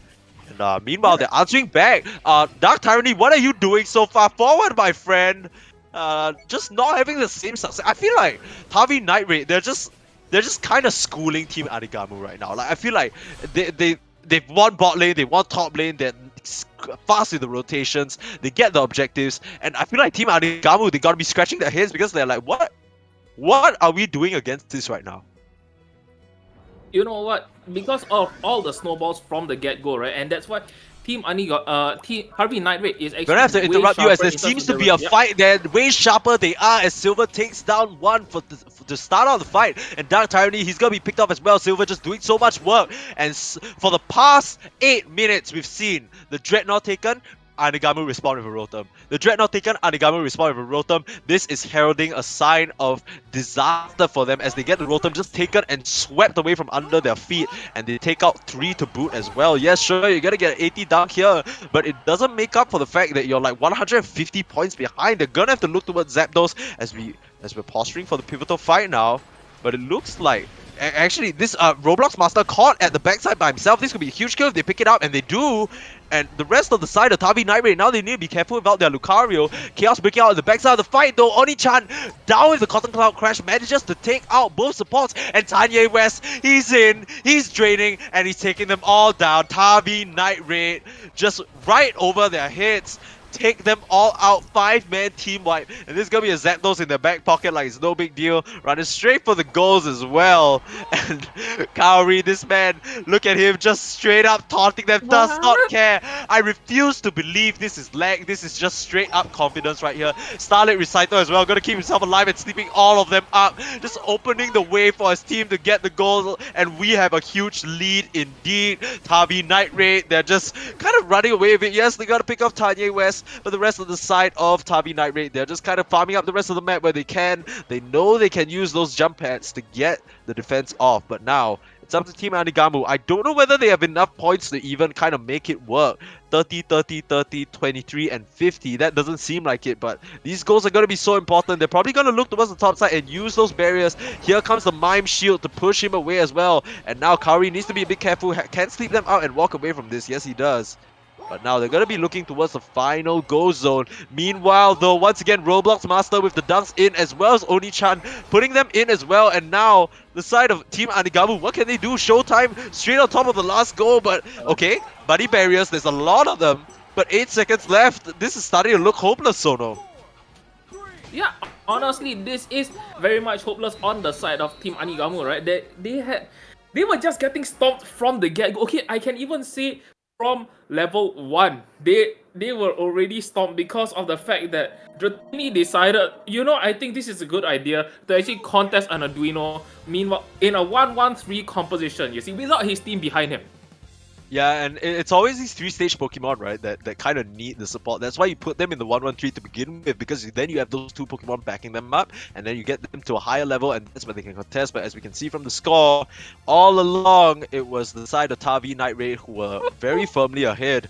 And, I mean, it doesn't really look like they're big of a lead, but when you watch the game, you can just see how much control they have over every aspect of the map. I think it was really smart for them not to go so hard on contesting the initial Rotoms, because I feel like that would have split their resources too much. Instead, they play exactly where they need to. Silver shows up everywhere he needs to be, and Roblox Master just playing the perfect Lucario. And I think it's very clear to see why Tavi Night Raid won that game. And a bit of a head scratcher from the side of the orange team, at least. I'm not really sure what they're trying to go for. Anigamu. Sorry, I keep thinking it's either Animagu or Anigamu. I don't know what that means. It's Anigamu. Anigamu, yes. And yeah, Anigamu. I don't really know what their team name means, but neither do I know exactly what their game plan is. Like you said, running those really, really greedy DPS Pokemon so far forward and too greedy at times, and it ends up biting them in the tail.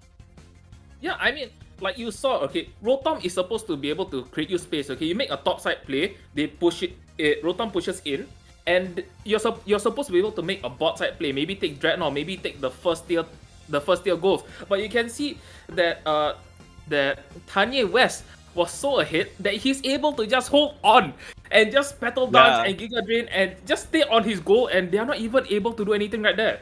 Yeah, the one time that they managed to get the Rotom actually bring some members of Tavi Night Raid to the top side, Team Arigamu, they were trying to do what they can, but it was literally staring down a level 11, 12 Venusaur while you're all like Yeah. level 9, level 10, and you're forced to pop your Unite moves on this guy who's just not dying. So that's not how it works, homie. You can't just leave him. I think they were following a similar trend through the games that I've seen at least, where it's just a Venusaur farming and then like the rest you're just kind of like scratching your head like, so are they gonna do anything about that? Or are they just gonna let him just Giga Drain his for all he's worth, right? And I mean, we're probably gonna have to see a bit of an adjustment here. Okay, so we're into the second game now. I believe the teams are already starting out, getting the lobby up. But what I mean by that is not that we're into the game, but I see the bans now, is what I'm trying to say. And it looks like it's gonna be a ban Serena again and Dragonite banned this time round. Yeah, and I guess honestly, I don't think that the Dragon Knight needed to be banned. Dio from Yeah. the get-go was super sloppy, I would say.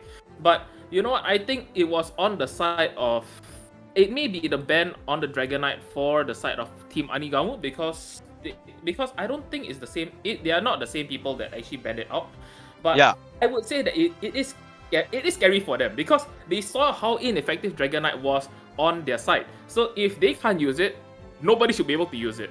But Right. So there's also the counter side of the argument where even though, like you said, Miracle Dio was playing rather sloppy, there's no way that guy, like this guy is like representing Brunei. I don't believe that's how, like, I don't think that was part of the plan. He probably just kind of got a bit over aggressive and didn't expect to be punished there. But not luckily, but you know, they kind of were wary to his tricks. Maybe they did a bit of homework. They knew this man, he's gonna try and push the limits and he gets punished for it. So on paper to us, it looks horrendous. We're like, what is this guy doing? But we don't know anything about playing at that level, right? So maybe it's just like I'm saying, on the flip side, maybe they know that this Miracle Dio Dragonite is something to be feared, right? So they're gonna ban it out from the get-go. Even though it didn't have the effect in game number 1, they know now that, okay, he made that mistake in the first game, he's not going to again.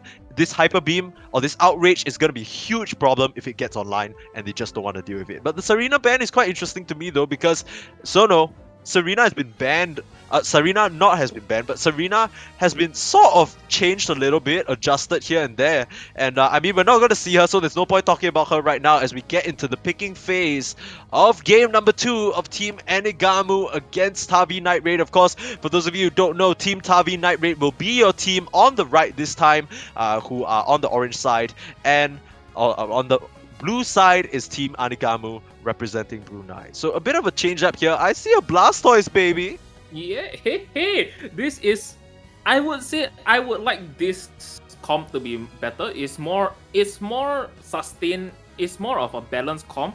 You see, not everybody is dealing damage, and over here you don't need as much, or rather, actually, you need a lot of funneling, because you see, everybody except for Wigglytuff is a 3-stage Pokemon, which means that they are going to hit their power spikes way later as compared to the side of Tavi Night Raid. You see everybody, or half of them, are not even evolved Pokemon at all. So over here, they just essentially Anigamu needs to weather the storm. Yeah, I mean, on the side of Anigamu, I'm not really sure. I feel like Kaori just has this like he's just one step ahead, right? I feel like he's just made so much space for his team just by constantly being in front and setting up those sleeps. And I don't even know how they break through, right? Because even though they don't necessarily have a frontliner, Kaori's doing that just fine. They need to be able to punish this Wiggly for just being postured so far forward. As we get into game number 2 now of Enigamu versus Tavi Night Raid. Can Tavi Night Raid sweep it away with another 2-0 for today, or will Enigamu be able to answer back in this second game? Yeah, and this is actually all comes down to the early game. See how much Enigamu can actually farm up with the 2-1-2 on the top side, and with the Talonflame and the Squirtle. And you know what? They need to shut down the Lucario. But over here, they are getting a bit bullied on the bot side because they are at a disadvantage. Yeah, once again, it feels like the side of Tavi Night Raid, they're off to a bit of a good start here. Defense curl away as well, keeping Kaori alive. And I feel like that's the real hero of the first game, right? Really just keeping so many people at bay and just being such a nuisance and unable to take down. Every time you try and jump her, just gets the sing off, and then the rest of the side of Tavi Night Raid are there to clean up. But what I really want to look at is this Miracle Dio Squirtle, because Squirtle, or rather Blastoise, is a hero, is a Pokemon that's really, really good at dealing with Pokemon that want to dive in, right? Because he has all these knockups, all these throws, and all this control, and that definitely is what, you know, Silver and Roblox Master have been doing as they dive straight into this. Squirtle just disappears, V-Path falling low as well, and they just make it look easy. Yeah, you just get absolutely destroyed. Jump in, and you know what? Squirtle be like, I have accepted my death. Meanwhile, Silver is pulling a hit, and if he wants to actually invade Frogadiil's jungle, he can, but he would choose to actually rotate the bot, try to put even more pressure than how much pressure the bot side actually has already. I mean, you could get a bit of a kill Roblox here, Master but is brought low. I mean, yeah, a bit off the mark with that move usage, but I mean, it doesn't matter when when Roblox Master just walks back in like that, Miracle Dio gets the kill anyway. A bit of a misstep perhaps, but yeah, I mean, I'm looking to see a bit more action right now because it's definitely, yeah, okay, so look, they're finally punishing Kaori for his forward position, right? Shy Master coming down, taking out this Wigglytuff, and once you start killing this Wigglytuff off, then the rest of the team is opened up, but I don't know how much space you're gonna have with how much Silver is doing in terms of work. He's just swiping the top side down completely. And yeah, he's gonna clean it up more than likely. There we go, there's the finish. Shy Master here, but not in time. And Roblox Master gonna make the space that he needs. Oh, not just space, but like completely wipes out the health bar as well. And this top lane duo, the jungler and Roblox Master, just doing so much work for the side of Tavi Night Raid right now. Yeah, they are doing so much damage. They don't even care. Look at how mobile Roblox Master is, and just as I said that, he proceeded to die. And you know what? This is probably the space that Anigamu actually needs. But look at the bot side. You see that again, leaving Ivysaur alone with the rest of the team, leaving him to get the goals, and he's going to get really scary once he turns into a Venusaur. Yeah, I mean, I feel like this is the Venusaur conundrum that we've just been talking about over and over again, right? Now, look, Tanya West just free to take the Dreadnought, free to grab the EXP. It's the answer from Rotom, and what, like, this kind of feels like both teams have a set game plan, but I think it's definitely a lot closer this time for Anigamu, despite how badly the top lane is going. Yeah, I mean, honestly, maybe they finally found a way that, you know what, let's just shut down Roblox Master first, and then we see how it goes. And meanwhile, Silver is just getting absolutely deleted. Kaori is in a bit of trouble, but manages to run away. Yeah, Tavi Night Raid tanking a little bit of damage here, but Tanya West now under that goal zone. Verdant Anger as well. How many times are you gonna fall into this Venusaur trap, baby? You can't keep letting this happen to you. I mean, Roblox Master gonna get some dunks off in the top lane. V-Puff managed to get his off as well with the goal getter proc. But apart from that, I mean, once again, it's looking a lot closer score-wise, but take a look at the levels. Level 8 Ivysaur on Team Anigamu, not even evolved yet, and he might have to stay unevolved for a bit longer as he gets knocked up. Plaito, where you going, baby? He has to turn around the Sludge Bomb. Can he get out? Yes, he can for now. Sagram Bomb makes the space, and Oni-chan now under a bit of trouble, but Leaf Tornado gonna glide himself out of there. But now, yeah, a bit too far forward as well. Silver gonna be able to get that kill off, and actually pretty interesting. Solar Beam and Solar Beam. Yeah, opting to go for Solar Beam Sludge Bomb. A bit of an old school build compared to this Petal Dance, but okay. Top side, they managed to get Roblox Master. Very nice. Those are the pickoffs that they need, right? They're keeping the game even. Yeah, it's relatively even. Now, I was about to bring up that point that I saw a Solar Beam right there, and I was like, wait a second. You know, so over here, I guess they are trying to actually go for a longer range kind of comp, you know, because once you see what happens whenever Team Anigamu jumps in, they die. Yeah, Absolutely. So yeah, I mean they already have the Talonflame and the Greninja and the Blastoise who are gonna be going in and making the space, right? So ideally they want Plyto to just be shooting from the backlines as we see him doing right now. Oni-chan gonna get under some fire, but the Cloud Crash is out, keeping him alive for now and keeping the damage out actually. Here comes Unite Moves to answer the Verdant Anger from Plyto. It's gonna knock down Roblox Master. So they managed to trade out pretty nicely for Team Anigamu, but meanwhile on the bot side, Tavi Night Raid actually get the Dreadnought. Plyto's gonna be able to finish off that Eldegoss. But oh, Miracle Dio. Oh no, not like this. Dio! Not like this, the War Turtle. Just taking a bit too much damage, leaning too much into the defender role and tanks that there for the squadron. Not really what you want to see. I don't know whether that was intentional or not. Okay, maybe he did that just so he could get the reset fast back to base and come out and try and defend this goal, right? Maybe that's the strat. We don't know, but you know what? I'm convinced. That's a strat, okay? And yeah, that's you see, definitely then a strat. The rest is Yeah, I mean, what's not the strat though is VPuff trying to come in with the goal getter and doesn't even have enough HP to stand up for it, just getting completely decimated. Roblox Master has to be a bit careful though, facing up against this Rotom, but he'll be the winner of that duel, as both teams just gonna kind of stray back to their sides of the map and farm away. You know what? I honestly really didn't like how how Talonflame actually just dive in like that. Yeah. Very, very clearly he was going to die right there. He saw one of his teammates get absolutely decimated, but he decides to just jump in anyway. So what was that about? I think it's just trying to draw the attention of Tabi Night Raid, right? Because you kind of know, even though you don't know the exact scores unless you're keeping track, you kind of, okay, here comes the Blastoise Unite move. This could be huge. If they pop up Silver, then the Water Burst Shuriken is, and the Rapid Spin as well. They managed to pick off that Absol, and that's a huge pressure in the team fight. Those are 2 kills. Those are 2 huge kills for Anigamu. If they can make the move to the bot lane now and try and crack open that goal zone, it's gonna be big. Kaori is there though, ready to defend once again. Look at Kaori ready to put them all to sleep, and Tanya West is there as well, chasing them away. We talked about the Venusaur in the goal zone. So they get 2 kills, pretty nice, but I mean, doesn't really amount to much. They don't actually crack open the bot goal zone. They managed to get a nice 40 dunk in, but the rest of the side of Team Anigamu actually get out of that situation relatively scot-free. The Blastoise does get picked off in the top side though, and now it's positioning them for a really nice Dreadnought. Yeah, and over here with the Dreadnought is going to be huge for the fight that is going to happen with Zapdos. Oh, I saw that Solar Beam there. They were trying to steal it right there, but yeah, I mean, to no avail. Yeah, I mean, nicely positioned here from the side of Tavi Night Raid, right? Because they managed to just divert enough resources to get this Dreadnought, and then now they're going to be here to try and stop this Rotom as well. But Aura Cannon coming out, going to keep Roblox Master alive for now, but who's going to get Rotom? It's going to be the side of Tavi Night Raid. This is going to be a huge pinnacle of pressure for them. And no, Silver, he's not done. He wants to get Wigglytuff as well, and he does. That's 4 dead. They can just make a beeline straight from the Zapdos now. Forget the Rotom, we got a bigger bird to fry here. They have this Venusaur sneaking in the side. Okay, Solar Beam Steel. Is it there? I don't know if it's nearly enough damage as it's falling low so fast. Verdant Anger to secure it as well. And Plyto, he's gonna throw out the Verdant Anger. It's a bit too late though. And Kaori with the Starlit Recital. The Blastoise ulti is gonna hit absolutely nothing as the side of Tavi Night Raid, they're just running through like thieves in the night.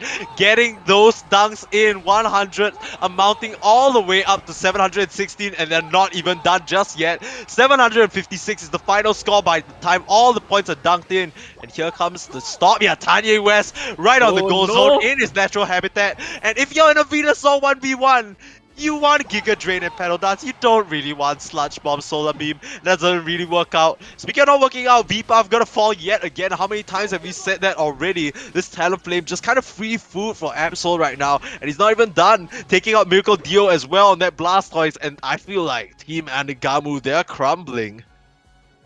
Yeah, they are absolutely crumbling. You see over here, look at that. Edelgos, Oni-chan and Kaori was just at the bottom over here, but you know what, Roblox Master for the support over and absolutely deleting 3 people just like that. And over here with the Aura Cannon trying to stop VPuff right here. I mean, there's 30 seconds left. The flame sweep back is gonna do. I mean, it's gonna get them a kill on the Roblox Master. Maybe the dashes back and forth. Where's the backup? No, he gets out. No way, they can't even get their hands on him. Roblox Master just dancing around them. Today he's here to boogie, and he's not pulling any punches. They managed to finally pick off Oni-chan, but look at the side of Tavi Night Raid, 10 seconds left. They're all on their assumed positions. They're all defending those goals that they know. Team Anigamu, if you by some miracle try and make it here, it will be there. And I mean, Team Anigamu, they can't even reach half the map. It's gonna be another 2-0 today. For the side of Tavi Night Raid, they clean it up in convincing fashion and really just look like they've just completely outclassed Team Anigamu. Yeah, that was such a bad showing by by Team Anigamu, because over here they took everything. Tarvi Knight managed to take everything from the get-go. It was a bit closer, yes, this time, but the thing is, the dreadnoughts were all theirs, and it's very important that that Team Anigamu doesn't actually lose the dreadnoughts, because they need the EXP more than Tarvi Knight.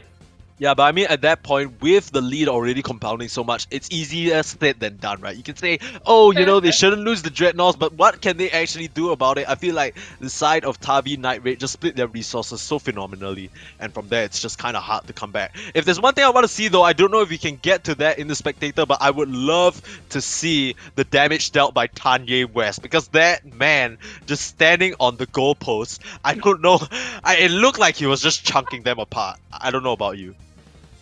Yeah, he was dealing so much damage, but you know what? I have to actually say that this time Team Anigamu managed to make Kaori not just stand around menacingly and stare them down. He actually had to sing every time that he was actually going up against them. Yeah, I mean, at the end of the day, it was a really nice victory, so well played for the side of Tavi Night Raid. They take the 2-0 series in convincing fashion. And GG to the side of Anigamu as well. Of course, this is just the group stage, so it's not over just yet. And we're gonna have way more games coming up for you, but I believe that is it for this series as they get the 2-0. Just it looks so clean, Yeah, it looks so easy. Yeah, do you see how much damage Kanye West actually he put in just now? Lay it on me, lay it on me. 65,000 damage. Okay. Not That was- honestly, not as much as I expected, but with the way they were dying, I don't think there was a lot of health bars to work through anyway. Yeah, fair, but you know what? Lucario was the one that was actually carrying out the most damage. Look at him dashing in and out with the extreme speed. I'm pretty sure he took close combat right there, and Yeah, he just absolutely priced everybody out. Yeah, I think at the end of the day, it was just very nicely played for the side of Tavi Night Raid. Of course, we're gonna have more action for you. That is it for me, though. So thank you everyone for joining us, and we are gonna have more casters and more Pokemon Unite action coming up for you in the Southeast Asian Community Invitational after this short break. Yes, I will still be here, but Permasneeze will not be, and like he said, we will be having new casters, so we will be going for a short break right now. I will see you later. Bye!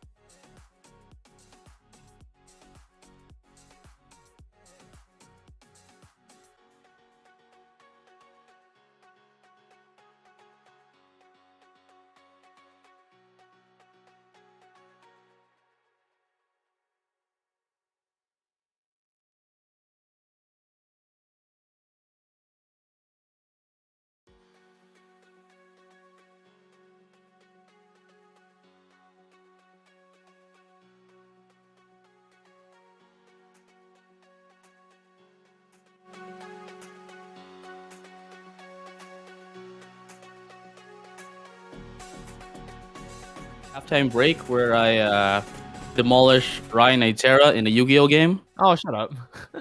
Oh no, you shut up. Bro, I'm gonna show you. Language. Look, I'm gonna play my Duraludon out on the field, and you're not gonna know what to do. Yeah, because you're looking at my screen. You can see I'm my not, cards. dude. Yes, you are. You are literally watching this. I just know have that open by default, dude. Don't worry about it. You know what? I don't care. And you play like 6 Scumray. I don't know what you're talking about. I don't care about you, bro. See, now he swings at my face, and I'm gonna lose the game. This is not my fault.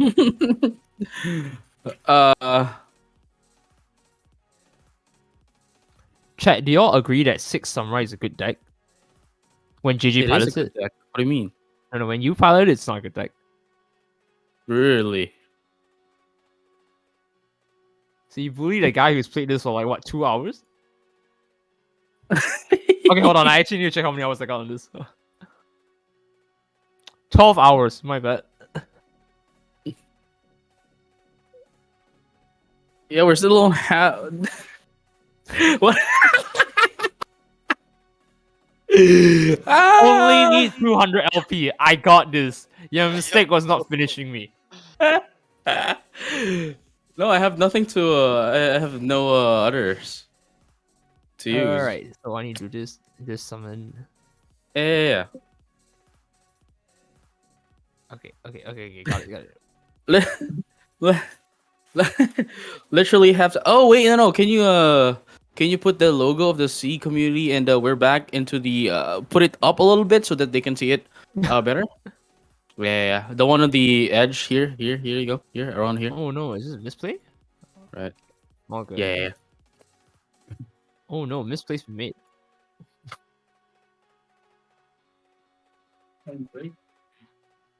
Smaller drawing the Yu-Gi-Oh game.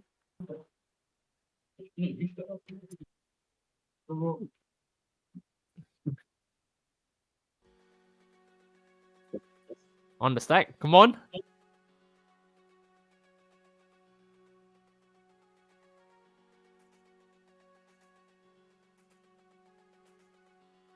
Yeah. And then after this, this is gonna be done anyway. Did you? Oh, how many copies of that do you have? Fuck, I couldn't find it.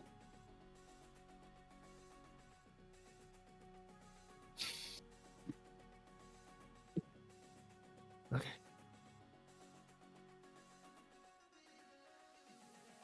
Then after this, we go back to the break scene thing. Break scene thing, yeah. Yeah.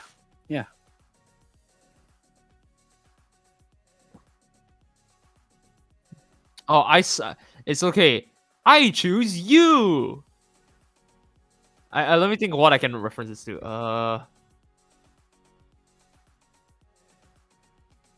Red Lucario.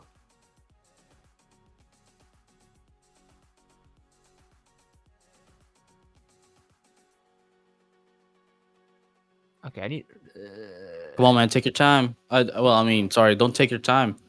Come on. Calm down. Chill. I know you want to lose, but you know.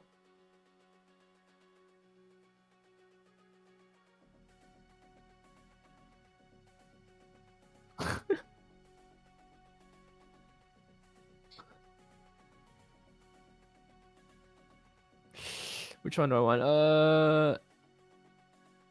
And then just immediately, just after this match, the moment he loses, just Go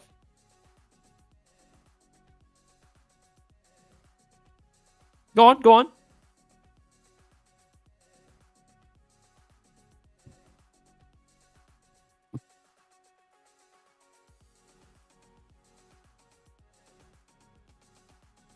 Huh.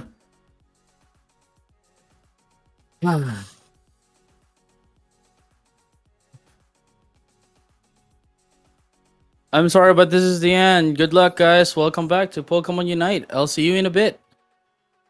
Oh no.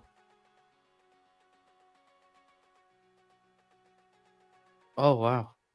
What? What? Oh wait, no. Idiot! No.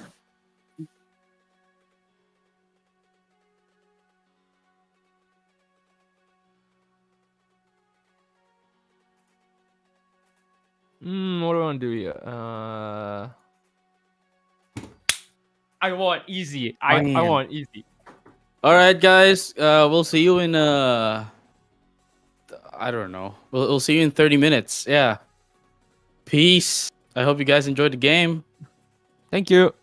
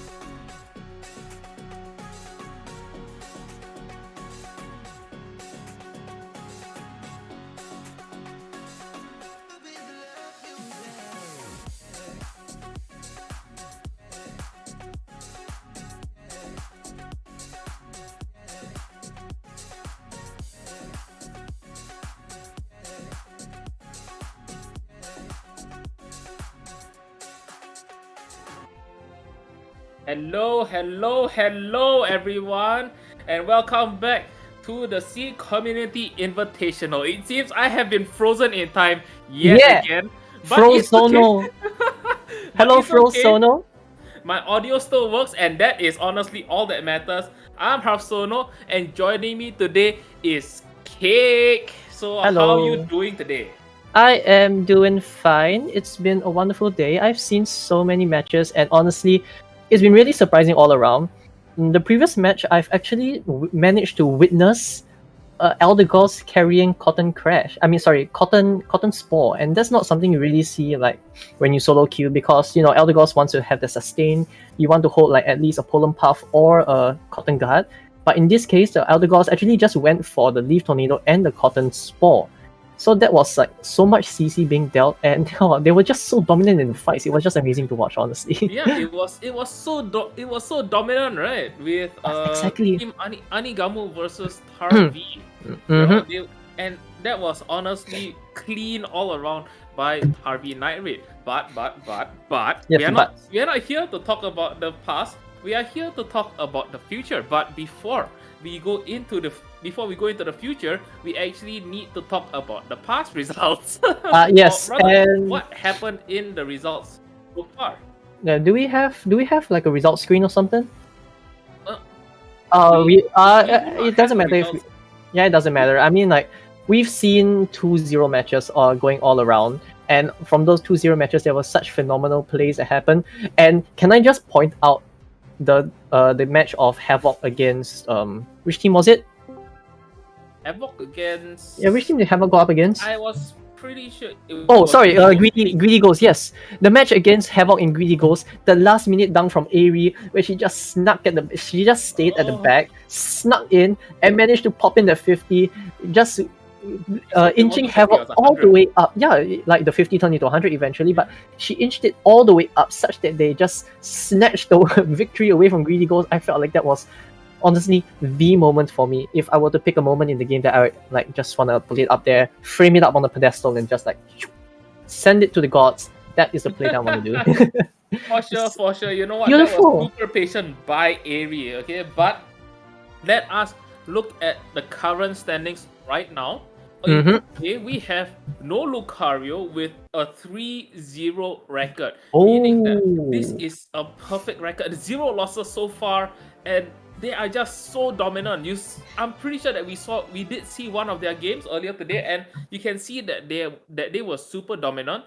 Meanwhile, on their heels, we have Team Overdrive and Tarvi Night Raid with a 2-1 scoreline.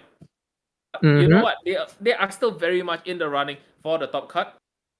And we have Team Rocket with PKK Unite in the 1-2 scoreline, which is It's not so bad. It's not so bad.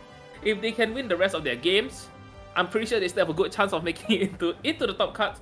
And finally, we have Team Anigamu at a 0-3. So, Meanwhile, on the side of Group B, there is Rise and Havoc with a 3-0 clean sweep so far. War from Vietnam on a 2-1. And then we have Eos Fortis Regis on a 1-2, with Greedy Ghost and XDT with a 0-3 record. Wow. Okay. So honestly, there is a lot more gap in Group B than in Group A. Group A is still so hotly contested, with only no Lucario being in the top, but everybody else is still up for the taking. Right. And as long as they continue to have this dominant showing, I'm pretty sure that it is going to be a close call, and nobody knows who is going to come out on top. Oh, but meanwhile in Group B, I'm just really interested to see whether the match between Rise and Havoc will happen, because these two are like the undefeateds in their group, and you know what happens when an unstoppable force meets an immovable mountain? You get a result that nobody knows the actual outcome of. Exactly. Nobody knows the result of that. So we want to see that happen, but you know what? When you want to see it in the grand finals of day number 2. You see, That's right. That's when things become super interesting. But we are not going to feature Rise versus Havoc today. Okay, so we just but let me introduce today's teams. Alright, let's go. Teams with Rise and Aeos Fortis Regis. Okay, Let's with get the bans, it. with the bans being Dragonite and Wigglytuff. Oh, that's interesting. I think they've seen Wigglytuff doing that really crucial crowd control with the Sing, and I know we haven't seen the rollout much, but I was actually hoping for that. And Dragonite is being banned out as well, which removes that burst damage. Although, like, Dragonite has been nerfed, but that burst damage from Hyper Beam is still so prevalent in last hitting objectives that it's quite crucial. And banning it off just removes like something that you need to take note of. Oh, but we had Charizards. Oh my god, have you seen a Charizard this like so far? Wait, no, we had. I feel like we had a close call earlier today, but this is the first time I have seen a Charizard, and I'm so excited. And it's on both teams. Yeah, both teams. And not only that, look, there's a Mamoswine. Oh, look at all of these rare Pokemon coming out. I'm just okay. Honestly, I'm really happy to see them coming out because I'm a fan of non-meta picks, and I know the meta is changing, and also like any of these Pokemon might pop into the meta now.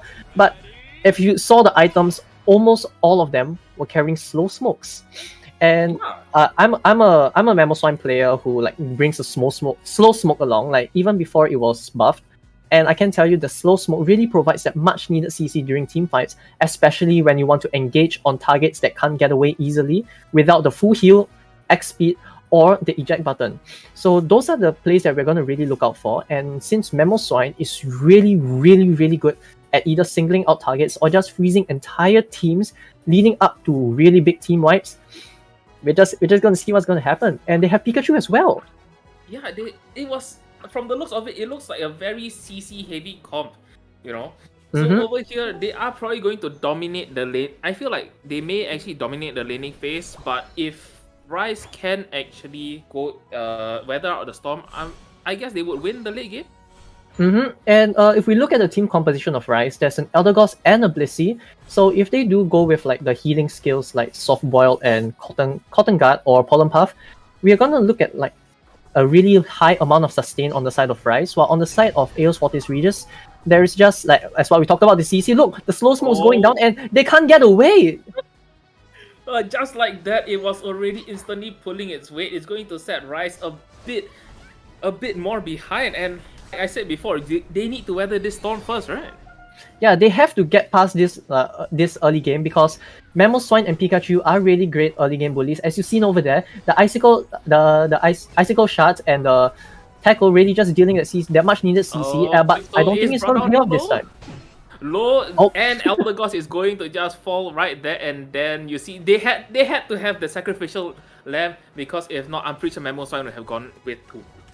And I think it was a really good time to kill the Eldegoss as well, because that's just gonna make contesting for the bees a little bit harder, as we've seen Rise just cleaning up all the last hits over there. So that's gonna like put a damper on the EXP of Aeos Fortis Regis for a bit. Yeah, so you see, this is such an entertaining game, right? Back and forth. But what I want to talk about is that, interestingly, Bongo C is actually in the jungle instead of the Charmander. So what's that about? Well, Venusaur can be a really good jungler if you manage to get him to scale up in time. So what you really want is for them, for your Venusaur to get the Petal Dance fast, and for the Charmeleon currently, getting the skills of like your Fire Blast, your Flamethrower is going to be really crucial in team fights, especially since you can cast those skills while moving now. So there's going to be a lot of mobility coming out from the Charizards, and honestly, if they manage to scale up in time, it's going to make a really big impact on the team, considering how much crowd control supports that they have on their side as well. Yeah, I hear you, and they have so much sustain, they have so much damage. You see, it's either sustain or actually damage on the side of Rise, if you notice. And the bees are going to come up in about 15 seconds. But over here, Rise has the opportunity to actually beat them to the bees. But look at the rotation on the side of Aeos Fortis Regis. So Miwa is here for the fight. They are ready to fight over these bees, and the bees go in. Over here, look at Dan just dashing in.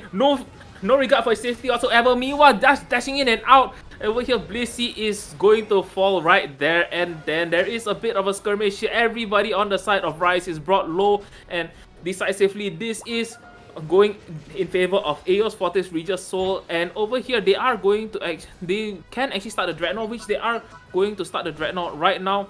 Rice needs to find the angle coming in. They have a lot of time. Miwa is just going to zone them up. Dr. Gods getting chunked out, and It's a steal! Look at the steal! Look It's at a the steal!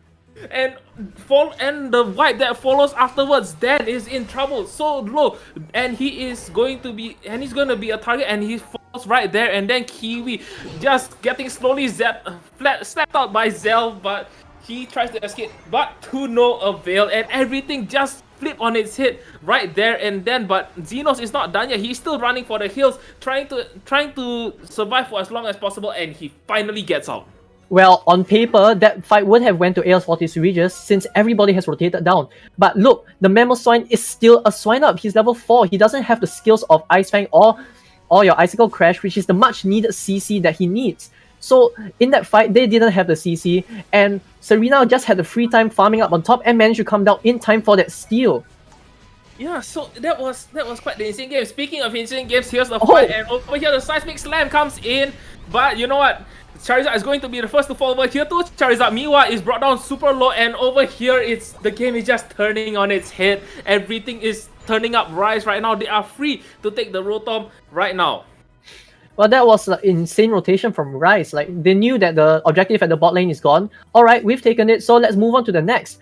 And although they're not really taking it now, they managed to bait out one of the Unites from Aeos Fortis Regis, and that is Charizard Seismic Slam, which is much needed in teamfights such as this. Oh, Kiwi, you're brought down super low. The chase is on. Zell, Dr. Gods is in with the flamethrowers, and he finally brings him down. Dan is going to be the next target has a target on his back, and he's going to fall also. So over here is still Rise. Everything is turning out Rise with Dreadnought coming up in 10 seconds. Aeos Fortis just needs to actually find an angle in. Look at Bongo. No! Miwa proving himself to be absolutely on top of things when it comes to the 1v1. He will not lose to anybody. The Dreadnought has been started. But you know what? Over here, they are pushing. Rice is pushing them back so far. And over here, Dr. Gods is soloing, dealing as much damage as possible. Ultimates are getting popped. And and the Dreadnought gets yet stolen another back at the steal. Encoders. There's so many steals going on. Elder Goss popping off his Unite move. Serena is going to drop right there. Zell is pushed and grouped up. Everybody is just getting dealt so much damage. Pikachu is going to fall over here. And this is just pandemonium, folks. The Seismic Slam going by Zell. And he is dropped down so low. Dan is going to fall also right there. And Quickso is just dropped. He's just so low. But he survived. Yes, he survives instead. Dr. Gods is going to be the one that falls over here, and this game is just so back and forth. Well, that was a really good priority dunk from over there, giving him the 50 to overdunk. But let's just talk about that team fight over there. Mamoswine, he has access to his skills already. You saw how the Icicle Crash managed to freeze much of the targets on the side of Rise, and they had to pop their buddy barriers first. And since they had to pop it first, Aeos Fortis Regis had the luxury to wait for it to drop a little bit and then pop theirs of their own, which gives them a little bit more sustain, and we saw how that fight turned out in the end. Overwhelmingly in the favor of Aeos Fortis Regis, and they got the Dreadnought to boot.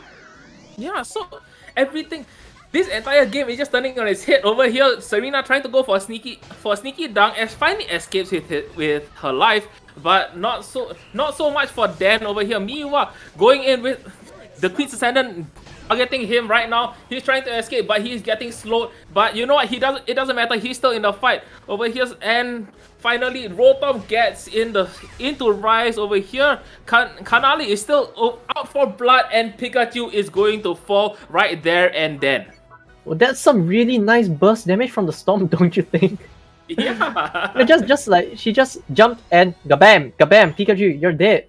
And I don't think she really needs like the triple axle, since like, you know, the damage has been reduced a little bit. But that Stomp, it's wow. Oh no, Zell! You just got caught out right there and out of position. Oh, that's not where you want to be. No. For a second, I was believing right there. You know, I was believing that she could escape, run for the hills, and the Dreadnought is just going to be free for the side of Aeos Fortis Regis, and this is going to be a very important Dreadnought. Okay, but it could be a plan to die over there, because you know when you die, your Unite move recharges faster. All right. You know what? Maybe. And let's just But hope it I comes also out now. Over here, speaking of, Zapdos is up and running right now. They are trying to actually posture up for Zapdos, but over here dealing so much damage. Pandemonium Unite moves are getting popped everywhere.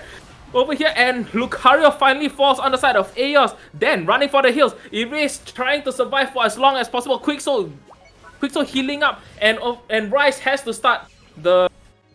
They have to start the Zapdos right now, while everybody on the side of Aeos Fortis Regis is down. Dan trying to buy as much time as possible. The Seismic Slam comes in. Didn't deal as much damage, and Dan finally who got it? And Aeos! stole it. They stole the Zapdos. This is just a game of steals, folks. But the game is still not over yet. There's still a minute 10 seconds, and look at that. There is so much that Rice can do right now. Kiwi is brought down low. He's going to fall right there, and then the last ditch effort by him was not enough. Quicksilver trying to save, but too little, too late, and Rice is just pushing into their bases for as much as possible right now. Dan is trying to stall them out, but to no avail. Everybody's so What's squishy. going on? Miwa, everybody is just dropping on the side of Aeos Fortis, and this is not. And Erase J trying to stay alive, dealing as much damage, but to no avail. And they are just marching into the central base of Aeos Fortis Regis right there, and then 500 points, and there we go. That's a surrender. The surrender right there, and then this is so. That was such a dominant show. I would say that the early game was very much Pandemonium. It was very much Rice and Aeos Fortis were just fighting. They got the first Rice got the first Dreadnought. Aeos manages to steal the second Dreadnought, and it was just everybody was just stealing everything. Okay, now let's just talk about the last fight. Aeos Fortis Regis. They stole the Zapdos, and you know Zapdos, once you kill it, you open up the goals for free dunks. But Rice, they didn't let that happen. Like, so what if the goals are open? If there are no Pokemon to dunk, you won't score anything. And that's exactly what they did. They wiped out every single member of Aeos Fortis Regis, putting on so much pressure and dunking some scores of their own. So instead of just running back to defend, they just took the offensive, bulldozed them all the way back to their base, scored some of their own as well, just taking the lead. Look at that. Like, that was just wow. Yeah, so I would say that once they saw that Aeos got wiped out, they instantly did the Zapdos. That was good. That was good on their side, because they don't actually need to have the Zapdos at all. They just started the fight so that they can win the fight and then absolutely bulldoze Aeos Fortis. And look at the damage charts. Dr. God's dealing 80,000. Goodness. 80,000 damage. But you know what? The more impressive one is Bongo C. I didn't actually see him much, but as long as Petal Dance is there, 11k, 1100. Yeah, 1100. What? Those are triple digits in the thousands. 114,000 right there, Cake. Yeah, for a moment I couldn't math. Like, I was just too shocked at the numbers. Like, you don't usually see a Venusaur with this big numbers, but I guess that's what you get when you have a jungle Venusaur, like with that Petal Dance. Like, wow. Yeah, so over here is so much. Everything was right with Rice. So what can Aeos Fortis actually do to adjust so that they are able to win game number 2? Well, it's not to say that the game plan of Aeos Fortis was bad. It really wasn't. Like, the game plan was actually pulled off multiple times. If we saw with the crowd control from Dan and Kiwi as well, like singling out the targets and then just like putting that massive group CC while Charizard just went in and burnt everybody to ashes. But I think it was just those crucial decision makings that Rice made that ultimately managed to flip the tables on them. Like, yeah. But both sides showed equally high level play, like with the battle of Dreadnought, where they baited out the Unite moves from Rice to proc the Body Barriers first before proccing Body Barriers of their own in order to win the fight of Sustain. But ultimately, in the end, I guess it was just unfortunate that the final team fight went in favor of Rice. But it was kind of expected, because damage dealers were already down on the side of what's that team called? Aeos Fortis. Yeah, and rushing the Zapdos could have been advantageous for them. But since like Zapdos was already being rushed, AOS Fortis had no choice but to contest the Zapdos as well. But by contesting the Zapdos, you're pulling more resources into the Zapdos rather than sustaining the team. And with those resources already gone, there's just going to be easy pickings for you. Like, we saw that happen. So honestly, right, could they have given out the Zapdos but prevent Rise actually dunking? Like you said, Zapdos is inconsequential if the rest of the team dies. Yeah, exactly. If the rest of the team falls right there. But okay, if AOS Fortis manages to wipe out the entirety of Rise, then yes, there could have been a comeback, as we have seen with the match of Greedy Ghost and Havoc, where even though they lost the Zapdos, they just went straight for the goals, like, since there was nobody to dunk. And so I guess all of this comes down to what moves have been used and the situation of the game. And with this fast pacing of the game, it's honestly really, really hard to tell. And a lot of this is also based on luck. Honest. I like your idea. So this is a coin flip. You know what? AOS doesn't actually need to do a lot of adjustments, but we just received word that their bans are in, and they have adjusted. Rise has still banned out the Dragon Knight, and for obvious reasons. But Of AOS course. Fortis has actually decided to ban out the Charizard because you saw how much Dr. God was dealing just now. Exactly. And since Charizard is so mobile right now, you saw he walked across the stage, dropping fires here and there, burning his targets to a crisp, while still moving. And since with the advent of the slow smoke buffs, they're just gonna lock down their key targets in place with Charizard and his insane crowd AoE skills. You're just gonna lay down the hurt, and I think it's a wise choice to ban them if you don't really have an answer to it. Yeah, I would say that they don't exactly have an answer. Meanwhile, we are going back to the drawing board of Okay, AOS AFR's on the Fortis. left now. Yeah, AFR is on the left now, and Rise is on the right. Looks like the team comps are for now relatively the same, except for Erase JT. He has to go for something else out in the jungle. Oh, look at that Absol. Now I think we've seen the impact of Absol in the previous games, where he just like goes in and deletes, or goes in and gets deleted. So it's really just gonna depend on whether he's able to land that crit. But now we have a Wigglytuff on the side of AFR, so that's some much needed CC. And since it has been released from the ban jail, both sides are picking it up. Yeah, both sides are picking it up, and honestly, this is just going to be a CC fest. And on top of being a CC fest, there's also clans on the side of Wigglytuff. So I guess it's all down to who pops the Unite moves first. Yeah, looking at Venusaur, Lucario, and Serena with the full heal, I think they already know that a Wigglytuff is going to come out since it has been released from jail. And with the slow smokes as well, there's just so much CC that you can be caught in that I think full heal's a really good choice for them over here. Yeah, everybody's taking full heals Yeah. for slow smokes. But okay, for except Erase. Greninja. Greninja don't care. Greninja don't care. He just wants to eject like.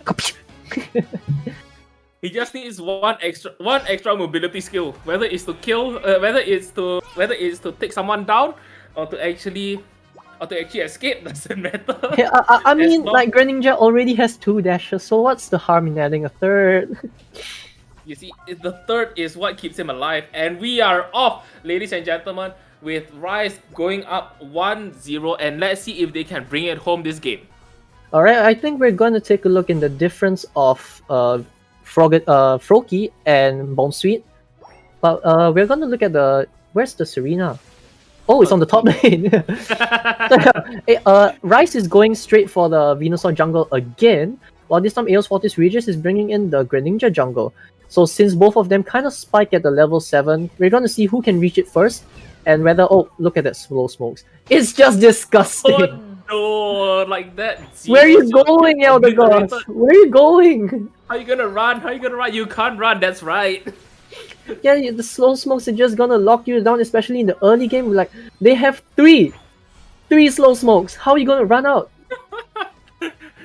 So I guess when you get slow smoke, all you need to do is accept your death. Yeah. I mean, if you don't have anything to get out, just accept it. Yeah, just accept it right there, and the bees are off. This is coming into the favor of AFR. Rice can't even contest it right now. You see, Dan is with Wigglytuff. Meanwhile, on the side of Rice, they are still a cute Jigglypuff, cute but not very useful right now. I think they're really abusing the fact that Dan already has access to Sing, while Zell does not, and utilizing this opportunity to have the Sing just going in and stealing the objectives before Rice can get it. That's gonna really put a dampener on their EXP. Like, look at this, it's gone, it's gone. This is such a good play on the side of AFR, right? Because for a Pokemon to level up, they actually need to. Yeah, they have to hit a minimal level. Yeah, they have to last hit a minion, or sorry, a wild Pokemon before they. I mean, they're practically minions at this point. And like what you said, the Gossifleur and now the Wigglytuff's a Wigglytuff, but the Gossifleur is still a Gossifleur, and if she doesn't, if he's not able to evolve to Eldegoss in time, there's not gonna be much. No, not like this, and he is just going to fall again right there, and then Death trying to make plays happen over here, but to no avail, and Zell is also going to fall, and this is turning up Aeos Fortress right here again, but Miwa in a bit of trouble on the top side, manages to dash out to safety for a little bit, and now he is the one that does the defense. Well, it seems that Aeos Fortis Regis is also kind of winning the top lane by a huge margin. Like, look, Dev. we don't have a Serena. Dev right there, Dev, my boy, you are just unfortunate over there. Bees are going to go into AFR's pocket, and Dreadnought is going to be up in the next 5 seconds. AFR is the first to arrive at the scene. Look at the rotations by Miva. This is going to be so fast and such, and I would assume that a huge fight is going to break out over here, and over here AFR is just going to start with the Dreadnought rather easily. Over here just gets absolutely deleted. Death trying to run for the hills, but to no avail. He just gets caught out. Bongo C still relatively healthy, but look at that. He gets absolutely close combat. in a second. Yeah, look at how much damage there is right there, and this is everything is going in favor of AFR. They are not a top team for no reason. Wigglytuff being in the right position right there, and then getting the Sing and putting them all to sleep while the close combat. Oh my, can we just appreciate the damage on this man? Yeah, look at this damage, and Miva, no, and the aura cannon tries to come out, but to no avail. You know what? Over there, you overextended, man. You know it, I know it. Meanwhile, Death is overextending a little bit. Kiwi trying to take him down, but he doesn't have any form of CC to actually stop him from going, and the Verdant's anger comes down. Eldegoss forced to pop his Unite move right there, and the fight breaks out. Look at all the shields that are coming down. Kansai is going to be the first to fall in this skirmish, and Xenos is brought down low. He's going to fall right there. Next, Bongo C is going to fall also. He is brought down so low, and he tries to survive for as long as possible, but it is just not possible. And over here, Aeos can actually take the Rotom for free, while Miva tries to zone out the rest of Rice. Now, I see the concept that they were going for over there. They were really trying to pick off the Greninja, and picking him off is going to put a really great boost for the side of Rice. But you can't just start a team fight under their goal zone while you are under-leveled as well. They're going to have access, like, sure, you may have Unites, you may have the body barrier, but they're going to have that as well. Plus, they're going to have the shield from the goal zone, so that's just going to make it twice as hard to fight. Yeah, so you can't just pick up Greninja, and Greninja is so mobile. He has double teams out of there, and there's nothing that you can do, and this is just going to be wasted. The Dreadnought is up yet again. They are posturing for a fight. AFR coming in, and look at the healing and the shields. Everybody, Aura Cannon has been popped off. Nobody gets hit over here, and Rice is turning the tide right here. Look at how low everybody's being brought. Death finally putting in so much work. The extreme speed just goes in so much damage, and Rice is able to actually start the Dreadnought. And this is starting to look like last game, isn't it? Yeah, that's the pick they needed. Like, and the Verdant Anger coming in the right side. Gets the Dreadnought over here close. That was a close steal there. Miva escaping, trying to run for the hills, trying to escape with his life, but it's slowed. Kansai pushing him back with the grassy slide, and over here, another fight breaks out. Everybody on AFR is brought down low quick, so Greninja, all of you are out of here. Meanwhile, Kiwi is trying to stay alive for as long as possible. And look at how much healing there is at the start of the fight. He was very low. Xenos running for the heals, trying to stay alive for as long as possible. Zell, no dice. He was put to sleep over here. Bongo C trying to zone out for Zell Eldegoss for as long as possible. And I honestly can't tell who came out of this fight. I want to say that Rice. Okay, I'm gonna say that Rice managed to profit off this one because the Dreadnought managed to equalize the levels. If we can see, both of them actually on pretty even grounds now. But for the team fight, they didn't manage to break down that bottom goal. So I guess in the end, the profit still really went to Rice because nobody actually died on their side. There were a few kills on the side of Rice actually. The action was so intense that my frames just dropped. Same over here. But you know what? AFR is now able to take the Rotom, and with Dreadnought spawning in about 50 seconds, this Rotom can be used to push. And but I think it's a little bit too early though, because the timer hasn't really hit the 2-minute mark. So even if that Rotom goes in, that's not really going to be a double point score for them. Okay, yeah, I guess so. But over here, Rice finally broken. breaks down the first tier of AFR, and Xenos pays for it with his life. I guess it's kind of worth, like, you finally broke the goal, and that's going to make contesting the Dreadnought, if they're going to get that fight soon, I think it's going to start soon. It's going to make it a bit easier since they don't have access to the shields.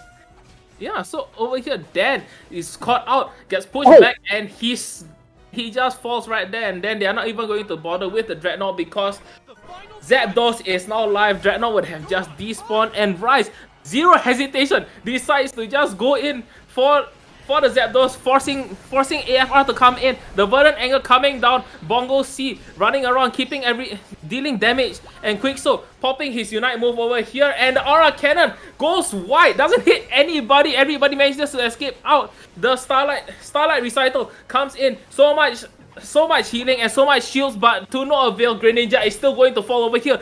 Dan is the next to fall right there, and then Kiwi is trying to stay alive. Death, sliver of health, running for the kills, and he still lives. Quickso is dropped dead. Is dropped right there, and this is going to go in favor of Rice over here. They can start the Zapdos if they want, but you know what? Bongo C was trying to Bongo! But no, he gets popped by Greninja right there, and over here Zapdos. This is so close. This is still very much anybody's game over here. They need Bongo. They need Bongo's Petal Dance. They need Bongo to stay alive they need Bongo to deal the damage as much as possible. It doesn't matter! Oh, right side. They get the Zapdos, but you know what? It doesn't matter. They still need to process it all in, and Kansai with the Storm dealing so much damage. Dan is a sliver of health away, and he gets finished off by Kansai, and Kansai is running for the hills, trying to remain alive for as long as possible, but no, Kiwi is there to stop him, and look at that. Rice is breaking the goals down with 20 seconds to go. Over here, this is such a close match. Meanwhile, AFR is pushing in with another 100 coming in from Kiwi, but I think this is going to go on the side of Rice. That was honestly such a close match. Anybody could have taken the Zapdos. I thought when Bongo perished over there, I thought it would be the end, because Petal Dance at that level is going to cover so much area, and the damage that he's going to do is just going to be insane. And without that damage, it's just going to be a little bit harder to take the team fights. But it just goes to show it doesn't matter who wins the fight or does the most damage. It just matters on who grabs that last hit. And if everybody from the side of Rice just went in one direction, it could have spelled doom for them. As we saw, everybody's health was so low. AFR could have easily picked off every single one of them. But they did go for the split. And with Lucario going for the bottom, Serena going for the top, but ultimately not managing to dunk it in. But Wigglytuff was there. Dan was good. Dan was at the correct place, and he went in, dunked in another 100. And although Venusaur on the side of AFR did manage to dunk in another 100, there just wasn't enough time for a counterplay. Yeah, I would say this was actually very insane. This was very crazy. Okay, I didn't know what was going to happen. I thought that after that after they AFR got wiped out, they were going to actually Rice was going to start a Zapdos, melt it down, and then proceed to actually just win the game. But that was not the case because AFR managed to regroup and the fight was just so chaotic. Everybody was popping off their Unite moves and everybody was trying to stay alive. But you know what, like you said, in the end, it doesn't matter. It doesn't matter who won the fight as long as they last hit, which was what Rice did, and they did a good job of cleaning up. Well, honestly, that last fight before Zapdos, where everybody used every single Unite move, that was so critical for them. Rice, they were trying so hard to pick off Greninja and the Lucario because they know that those two have really, really great last hit potentials. Like, you know, with actually, can we take a look at the movesets of them? If it's possible. I guess. Yeah. Oh, okay, yeah. Yes. As we look at that, we have the close combat on the side of Miva, which we saw dealt so much damage, and Surf on the side of ERAS. And Surf is really good at dealing all those like last hit resets, and it's also really, really good at last hitting objectives as well. So removing those two Pokemon from the fight is going to be so crucial for them. And that's exactly what they did. And the moment they were taken out, all right, let's go. They just went. They realized that their objectives were met, and everybody else was just like, you know, if we get them, we get them.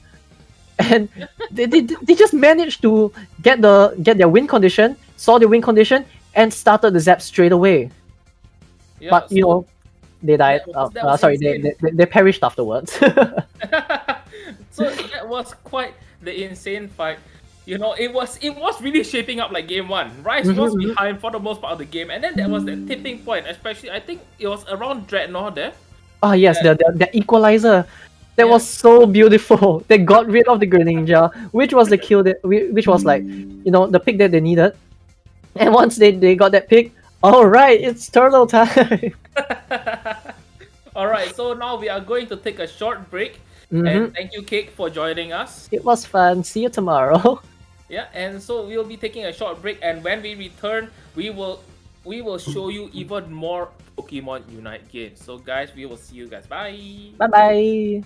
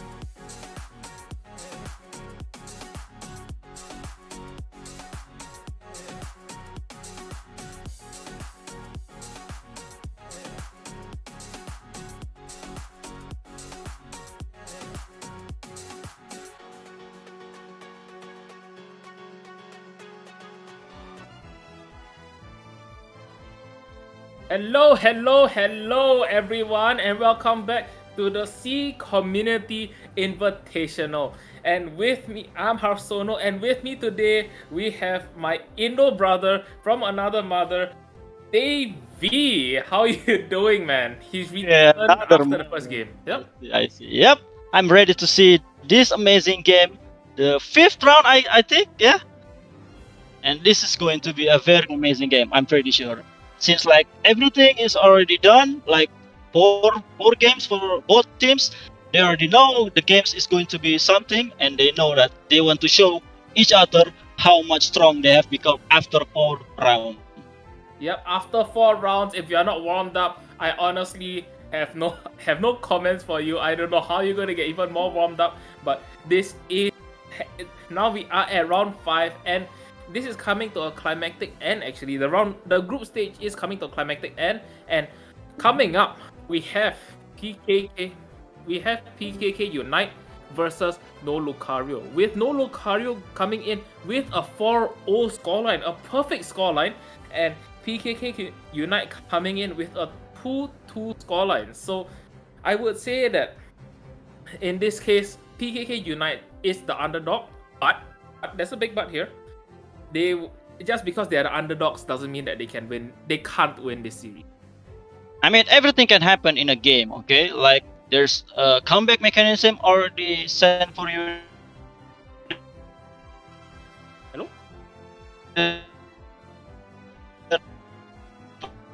Stevie? Like, with the Is it me? Stevie, my man? I seem to have lost him. those game.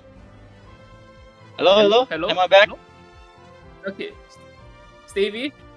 Yes. I totally missed out your entire point of the comeback mechanic. I'm sorry, man, but yeah. So in internet quality, guys, this is what happens when you have an online cast as compared to an offline cast.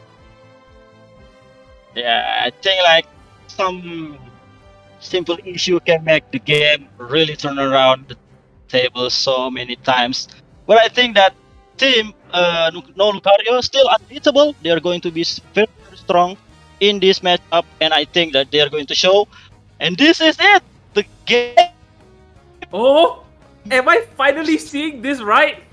I'm finally seeing a Garchomp getting picked. For those of you who do not know, okay, my favorite Yes. Pokemon in Pokemon Unite is Garchomp. Anybody that has heard me cast before or knows me in the community knows me as like the Garchomp guy, you know. And I am finally seeing Garchomp here on the side of PKK Unite, you know. Garchomp, as you guys know, has been recently adjusted.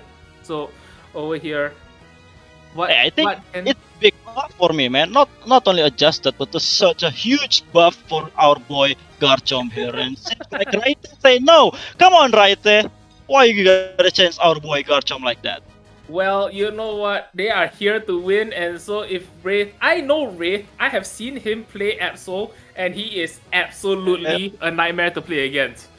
You see? Yeah, I've met them many times at ranked, and they are going to destroy us every single time at the ranked match, man. They are so strong, and their communication is really good. Every team fights, they're already there. Five heroes. Like you can handle them one by one.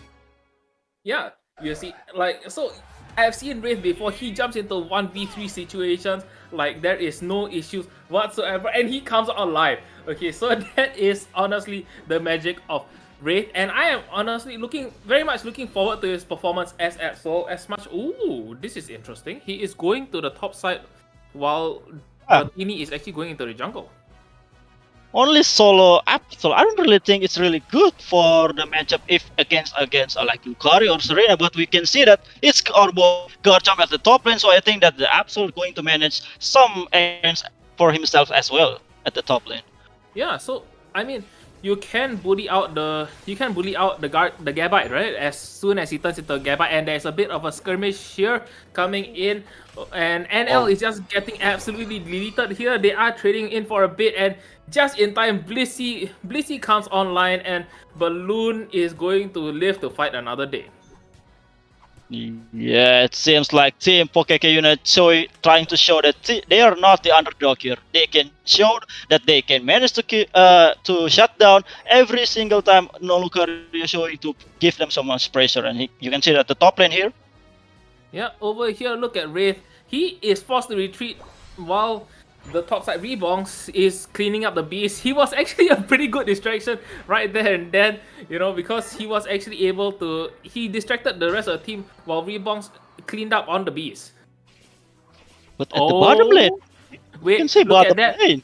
Oh no, NL. This is not a good color on you guys. Okay, this is everybody is just dying left. It's just falling left and right on the side of No Lucarios at the beginning over here. Nightmare Fox is in a bit of trouble. He's brought down low Balloon, trapped between 3 people, but Elder Goss manages to get a pick right there, and then Zenfora running for the hills, trying to escape as much as possible, but the slow field, no, and Shark, no, that's not going to happen at all. It's the advantage all lost. Just like that, No Lucario show how strong they are as a team once again. Yeah, they can be playing on the back foot, but it doesn't matter as long as they find those kills. Wraith in a bit of trouble, but he just needs the shield and he is back in action. But he wisely actually retreated over there because he saw Absol on the side of PKK Unite. Yeah, I think that he saw from the minimap and from the teammate said like Absol is nowhere, man. You gotta turn back. Seems like they're going to top for sure, and seems like at the bottom lane is going to be a huge war there. Already rotation from the 4 heroes from both teams. Yep, and bees are spawning over here. They are, I would say, roughly even right now, but the the smoke has been popped, and Wigglytuff is going to fall this spot.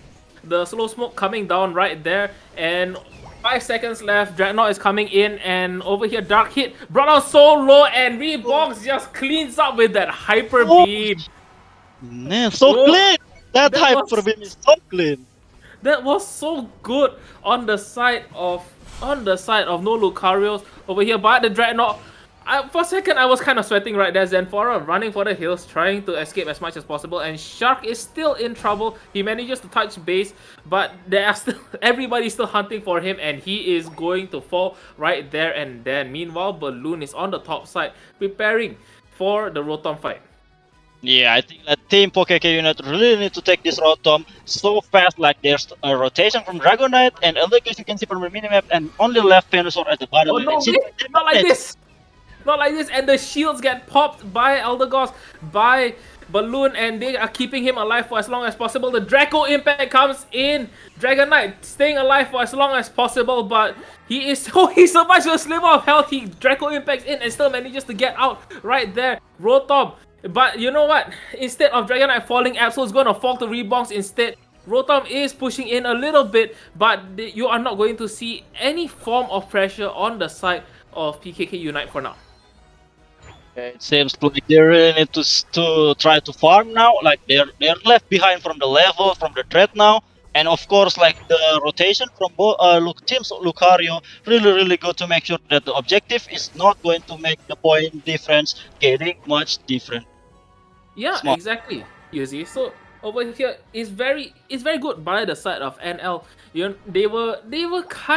had a bit of suspicious plays at the beginning, but they got their act together.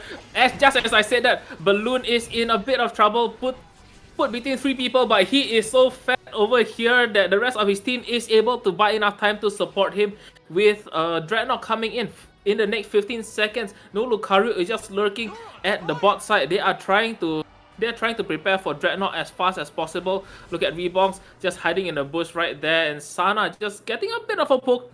Before the full fight actually breaks out, and zero hesitation. No Lucario starting this out right away, and look at Absol popping up his Unite, and that's a steal! That's a steal by PKK Unite! and they are going to clean up on the side of Lord Lucario, and they have to run for the hills for as much as possible. But there is no stopping Night Fox. Look at Night Fox, he's dropped so low, but he finally falls. But not after he wreaked havoc, and Shark is just going to get absolutely destroyed. So I would say that, you know, there was a bit of advantage, but no Lucario still manages to turn it around. Yeah. I think like even though they got the second red now, but seems like the Absol from Team PKK unit back to base immediately to secure the Rotom at the top side, and seems like no Lucario sees that the opportunity to make the shutdown to the Garchomp. Yeah, so over there was so much. Oh no, rebounds! You getting caught out, bro. But you know what? Balloon is right here to back him up, get him out, and they lose the Rotom, sure. But as long as they don't lose anybody else, the Rotom may not be able to be effective to push. But seems like they are going to the bottom lane. You can see the rotation. Four Pokemon from Team PKK unit goes to the bottom lane to secure that first tower now. Yeah, they are still trying to pop that first tower, you know, and Zapdos is going to be up in about another 1 minute 20 seconds. The disparity in terms of points is not very much, but even in terms of levels is not much, honestly. Yeah, I think that it's going to. Yeah, I think it's going to be point flip for Zapdos for Team PKK Unite. Like, it's the only chance to get back to catch up to the point score of Team No Lucario for this game. Yeah, I mean, this game all comes down to the Zapdos. Wraith did get popped a bit by Team PKK Unite, but you know, it doesn't matter.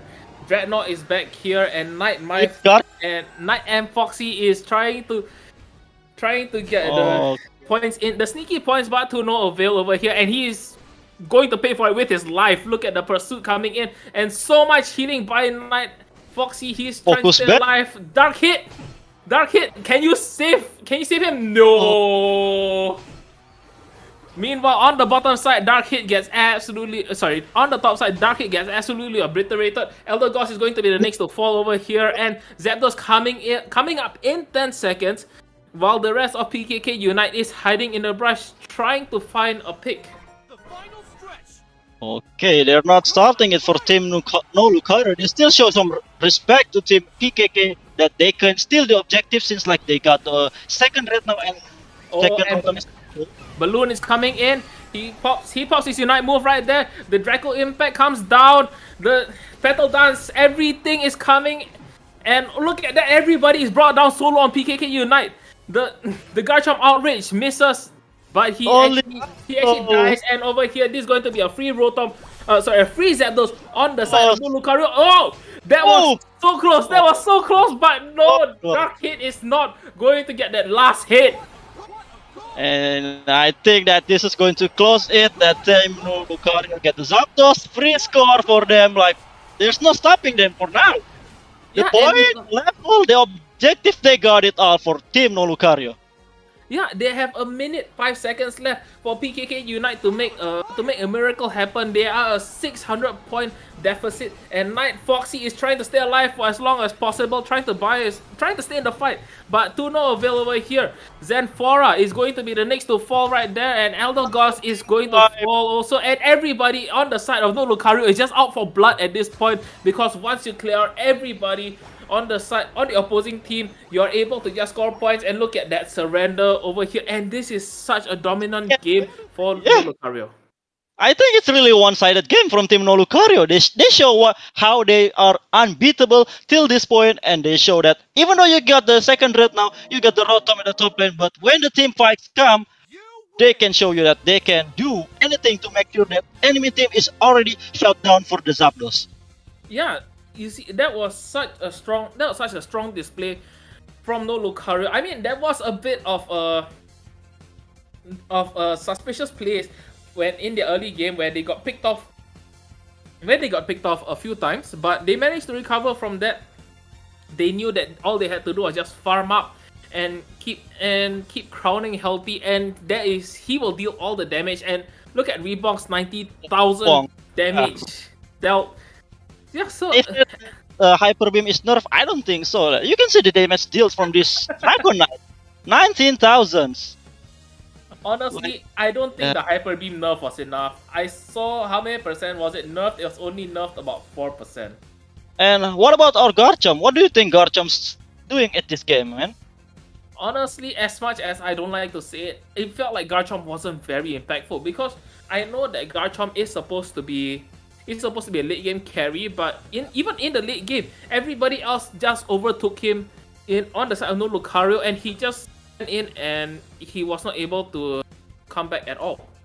Yeah, I think the mobility from the Garchomp is really need to be buffed once again. Like, even though he can deal so much damage, but he's really slow in himself. Like the movement, and even though that the stun is there from the dig and the earthquake, but you can still run away from it from your mobility from the Hello, Stevie. Stevie. enemy. Like really hard. Yes. Wait, what? I would say that, yeah, so even with the mobilities that Garchomp has, it was still not enough with the new mobility buffs, and everybody, like you said, is able to escape. At the same time, even if you don't have CC, you still have slow smoke. You see? Yeah, the new slow smoke is really good to stop your enemy team from going to wreck havoc, right? You can't do any rampage when that slow smoke is on. You gotta run away. Yeah, so I would say, as much as I like Garchomp, objectively speaking, not a pick.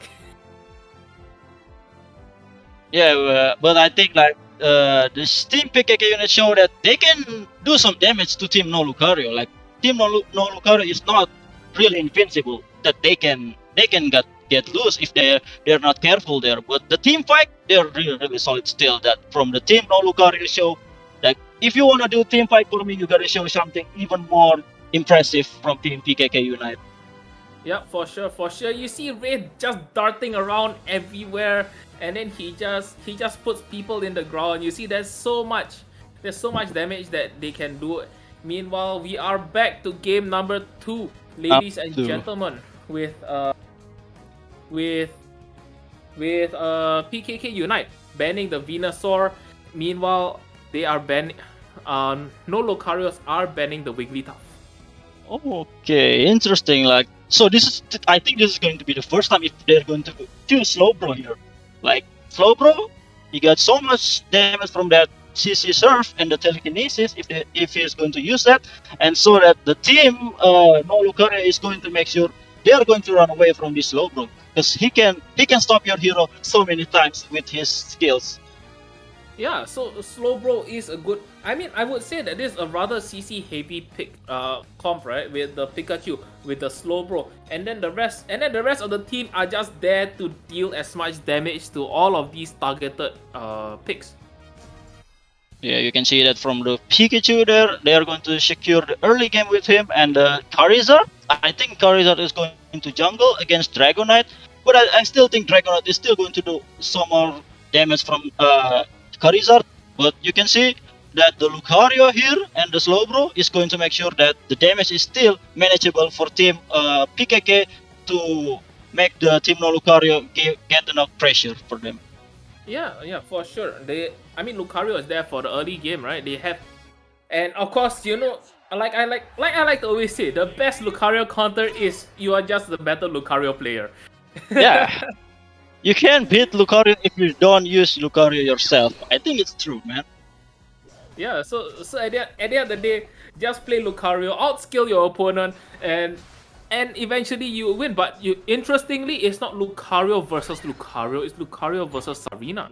Sarina at the top lane. So Lucario is at the bottom lane here against Slowbro. Yeah, against. Hey, you go. Yeah, it's rather interesting, isn't it? And Balloon pops his slow smoke over here. Zenfora is brought down. Health a bit low over here. There is a bit of a skirmish, and Zenfora is just separated from his team trying to escape, but nope, Sana is just going to clean that up. Yeah, once again, the bottom lane is really going to be so much war once again, but at the top lane here, you can see.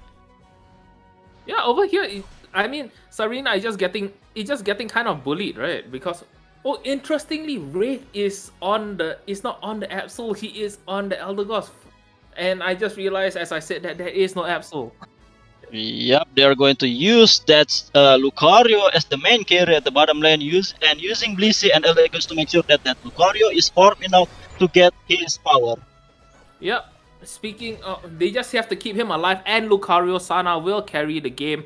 So that is all that no Lucario actually has to do for now, and Sana will carry the game. Look at him dashing in, gets immobilized, escapes with a sliver of his health, but he runs to safety while the rest of his team kills for him Balloon and Wraith. Okay, seems like PKK Unite get so much pressure to Team No Lucario and going to make sure that they can farm enough to win this team fight for their team. Yeah, meanwhile, Night Foxy is getting a bit pressured on the on the top side, but there is Zenfora is just going to keep falling down, and the Gossifleur is just so sad. It always remains as a Gossifleur for a while. There's so much war against like top lane, like bottom lane. There already war everywhere. Like they're going to give so much pressure for this team No Lucario, especially to Rebong, since like he's the main carry for the damage here. Yep, look at Rebongs. He's struggling to, just as I said that he destroys Charmeleon and Lucario got beat over there.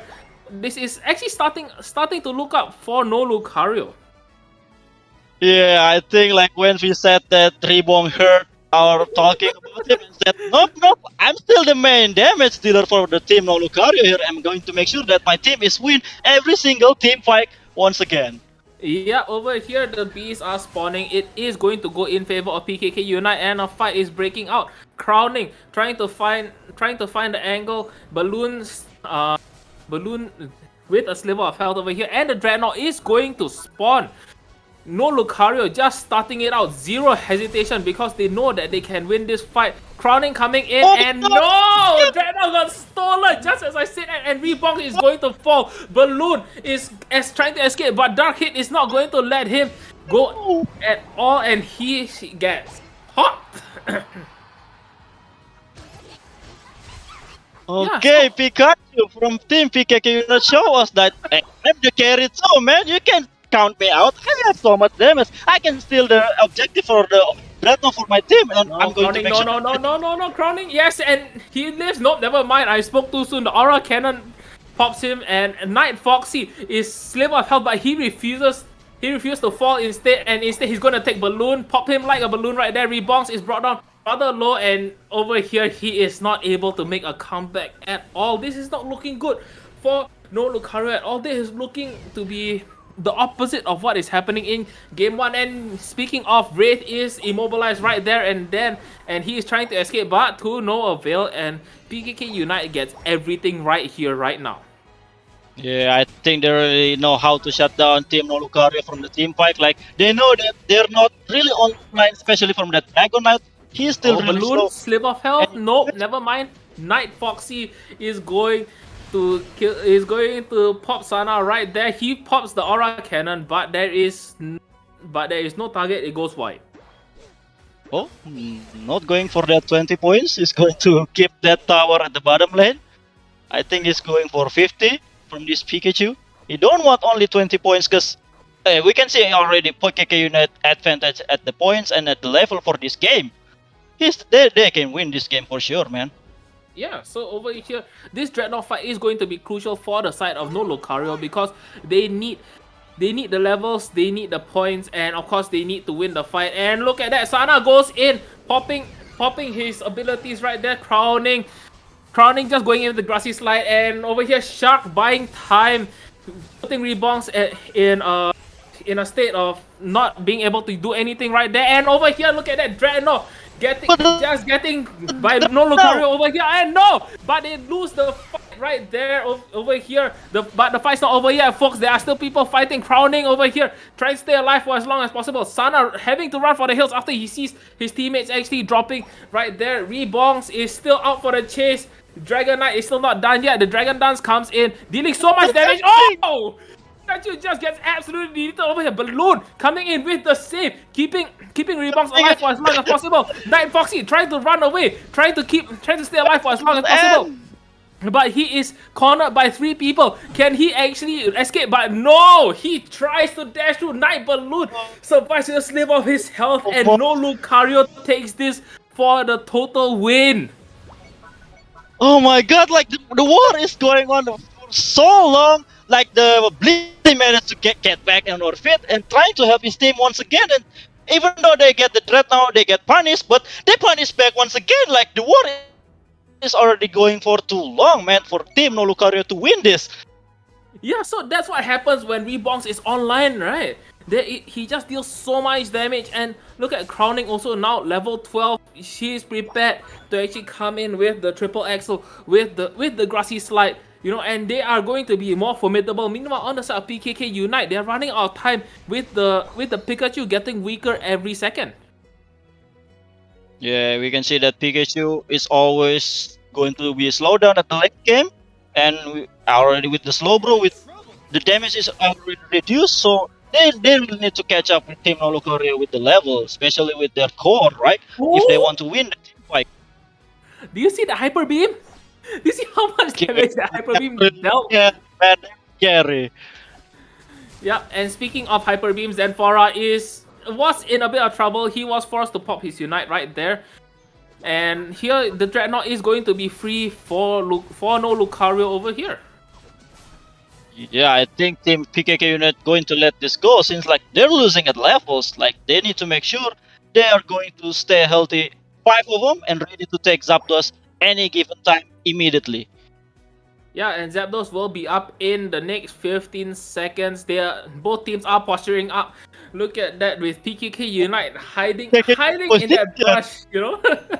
I like their positioning. They are so tight together that if someone were to face check that bush, they would just straight up get deleted over here. The Zapdos has spawned and no Lucario is starting it. They are trying to bait a fight right now, and PKK Unite has no choice but to take the fight over here. The Aura Cannon goes wide, doesn't really hit anybody. And look at that, no Lucario is trying to stay alive for as long as possible, and the health bars are dropping, but nobody has fallen. Never mind, just as I said, everybody one by one falls on the side of PKK Unite, and this is going to be a sweep on the side of no Lucario, and they are easily able to take the Zapdos, running for the base as fast as possible now.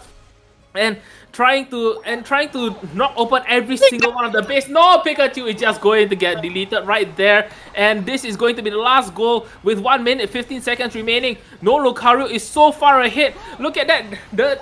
The grassy slide is able to let Crowning go in with another 100, and Sana gets popped, but it doesn't matter. He gets revenged by no Lucario. Meanwhile, everybody is just going to stay at PKK Unite's base. The Unite's Draco Impact has been popped over here.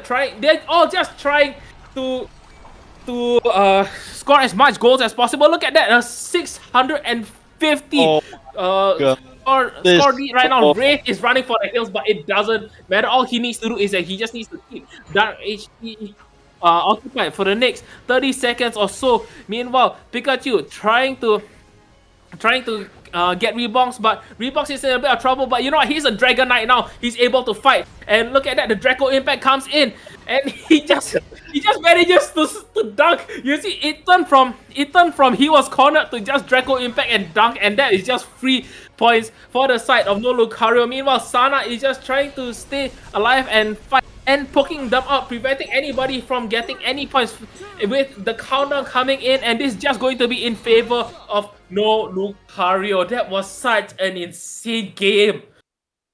Yeah, even though Team PKK Unit managed to give a little bit of fight, but Team No Korea still going so solid for the team fight, man. I thought they are left behind when they lose the Dreadnought at the bottom lane first, but somehow they managed to take that back, the advantage, especially the level for Rebong. He showed him that he is still the main damage dealer from Team No Lucario. We can see that. Yeah, so there's so much damage, you see. Lucario, I mean, they were in a bit of dire straits at the beginning.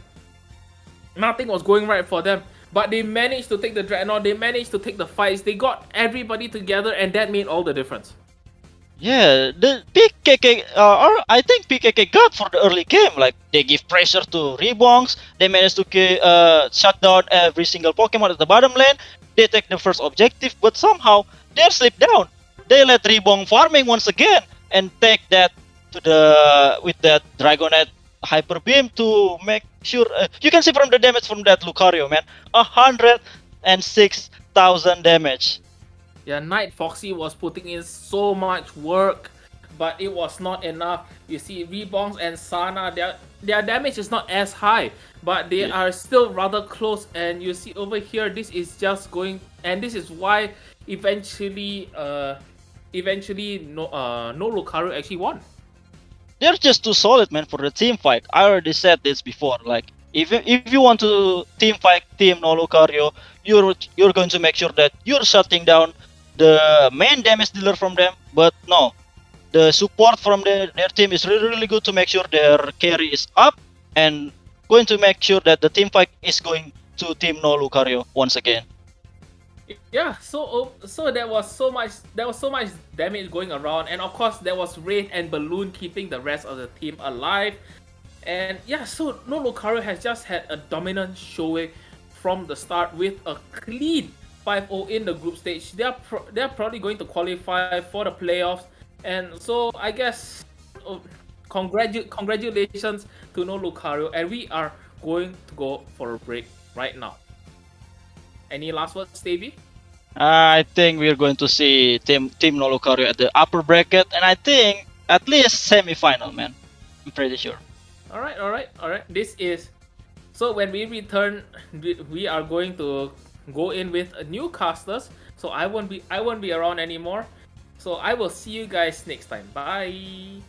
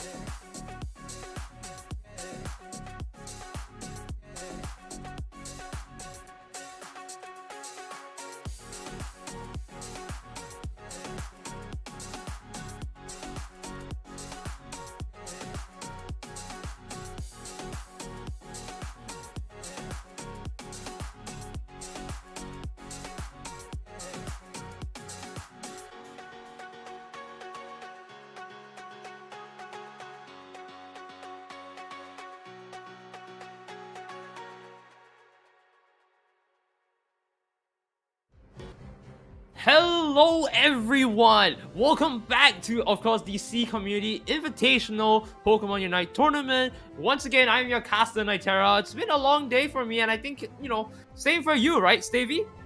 Yeah, I've been to 3 games before, and this is going to be my Yeah. 4th game to cast, man. It's been And this a is long also, this is gonna be our last game as well. I mean, for both of us, it's gonna be our last game, right? Yeah, So- for the day. I mean, for the day, man. Yeah, and we've got one last amazing lineup for you, and that is, of course, the team of Team XDT versus Team War. Right? Yeah. So, War is from Vietnam, XDT is from Brunei. This is gonna be an interesting one to see for sure. We've got Yep. a lot of picks and bans here already, and do you want to go through with us the bans that we've gotten? Yep, I can see that Team War already banned Dragonites, and seems like it's going to Okay. be Team XDT ban Blissey. Even more surprising than a Dragonite, but I can see this. Dragonite, once again, a very strong pick, throughout the meta. Even after it was banned, it still packs quite the punch, so to speak. And Blissey, one of the more tankier supports, more frontline. I can see why you would want to ban that. So, yeah, I think this is going to be an interesting way to end off the day. And maybe if we can get into the game soon, that would be great. But what are your thoughts so far for the entire day of all these games? Hey, for the entire day, I've been seeing many different Pokemon. Like, we seen Machamp, we Garchomp. Like, I really like these teams, man. And we can see that Machamp is going to be on this game as well. With that Ninetales, first time Ninetales in this tournament. Ah, that would be interesting. Ninetales has always been a character that I kind of like to play on the side. It does a lot of damage if you know what you're doing. Especially if you go for a more damage burst build. So Dazzling Gleam into Blizzard is my go-to. I don't know about some of you at home, but we'll see. But can we talk about a few things first? An Absol versus a Talonflame is going to be quite a messy fight, Who goes fly first, who gets the big damage in? Will it be Absol hitting really hard before the fly comes out, or will fly come in to just completely negate the damage? Hey, I still think that Cinder S is going to take the jungler, man. So it's going to be Cinder S against Talonflame. Meanwhile, Absol is going to be top lane against Lucario. What do you think? I think it's the other way around. I believe Absol or Charizard will be in the jungle due to Charizard's short range, Absol's short range, and Cinderace, on the other hand, will be in the lane because he has more range, right? He doesn't have to commit. But we will see. The battle item once again, Slow Smoke, man. It's been very popular today. Not just popular, but really strong. I've seen a few combos with it, and I think Wigglytuff with the Slow Smoke is currently one of the most picked combos right now. So I can't wait to see that. But with Slow Smoke on Lucario, you might see close combat as well. Yep, the build from the close combat and slow smoke giving you so much damage and also a life steal. That you know that close combat giving you a life back from that skill, right? Yeah, exactly. And it's insane how much is healing at the moment. We're gonna have to take a look more. So I'm still not a firm believer of close combat. So maybe War here can prove me otherwise. What you man, Cinder S going jungler, man. And can we also talk about 2-1-2 combination? It's not a 1-1-3 like War here. And already it looks like it is a very oppressive lane at bot here. War is almost going to clear them out. But thankfully, going back into there for the berries. That is really dangerous for Team XDT, man. It's only Charmander and Wiggly at the bottom lane. But don't speak too soon. Almost going down there, friends. And Jackie, you are very low. You want to just take it out here. Get out of that fight. Heal up and go in. You don't want to walk back in, Charmander. You're just a Charmander. Stay there before you go out of the fort because it looks like the Eldegoss goes in for the auto. Clears it out. Jackie is the last one to remain. I don't think Jackie can actually hold it on his own. So you want to walk out again and wait for a Charmander. Once again, very, very bad overall at the bot lane here with Wall coming out on top, which means they are more postured for Beast. Yeah, and I think that Team War, they're going to make sure that their Ninetales get enough level so that they can still do much damage at the late game. But you can see that Talonflame, man.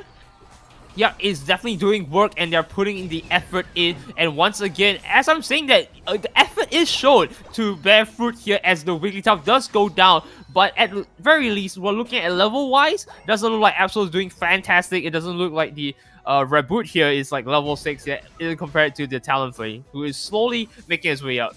But I think Celeste is out for the count here as he's a bit too deep in and Lucario comes him out. That's another attack wave coming in for Lucario and looks like Absol is going to try to pick him back off, but I don't think it's going to be possible. Maybe just take the monkey away so he doesn't get it. And I think that Lucario is going to be. They're going only poking, and well, meanwhile at bottom lane, it's only Wigglytuff alone.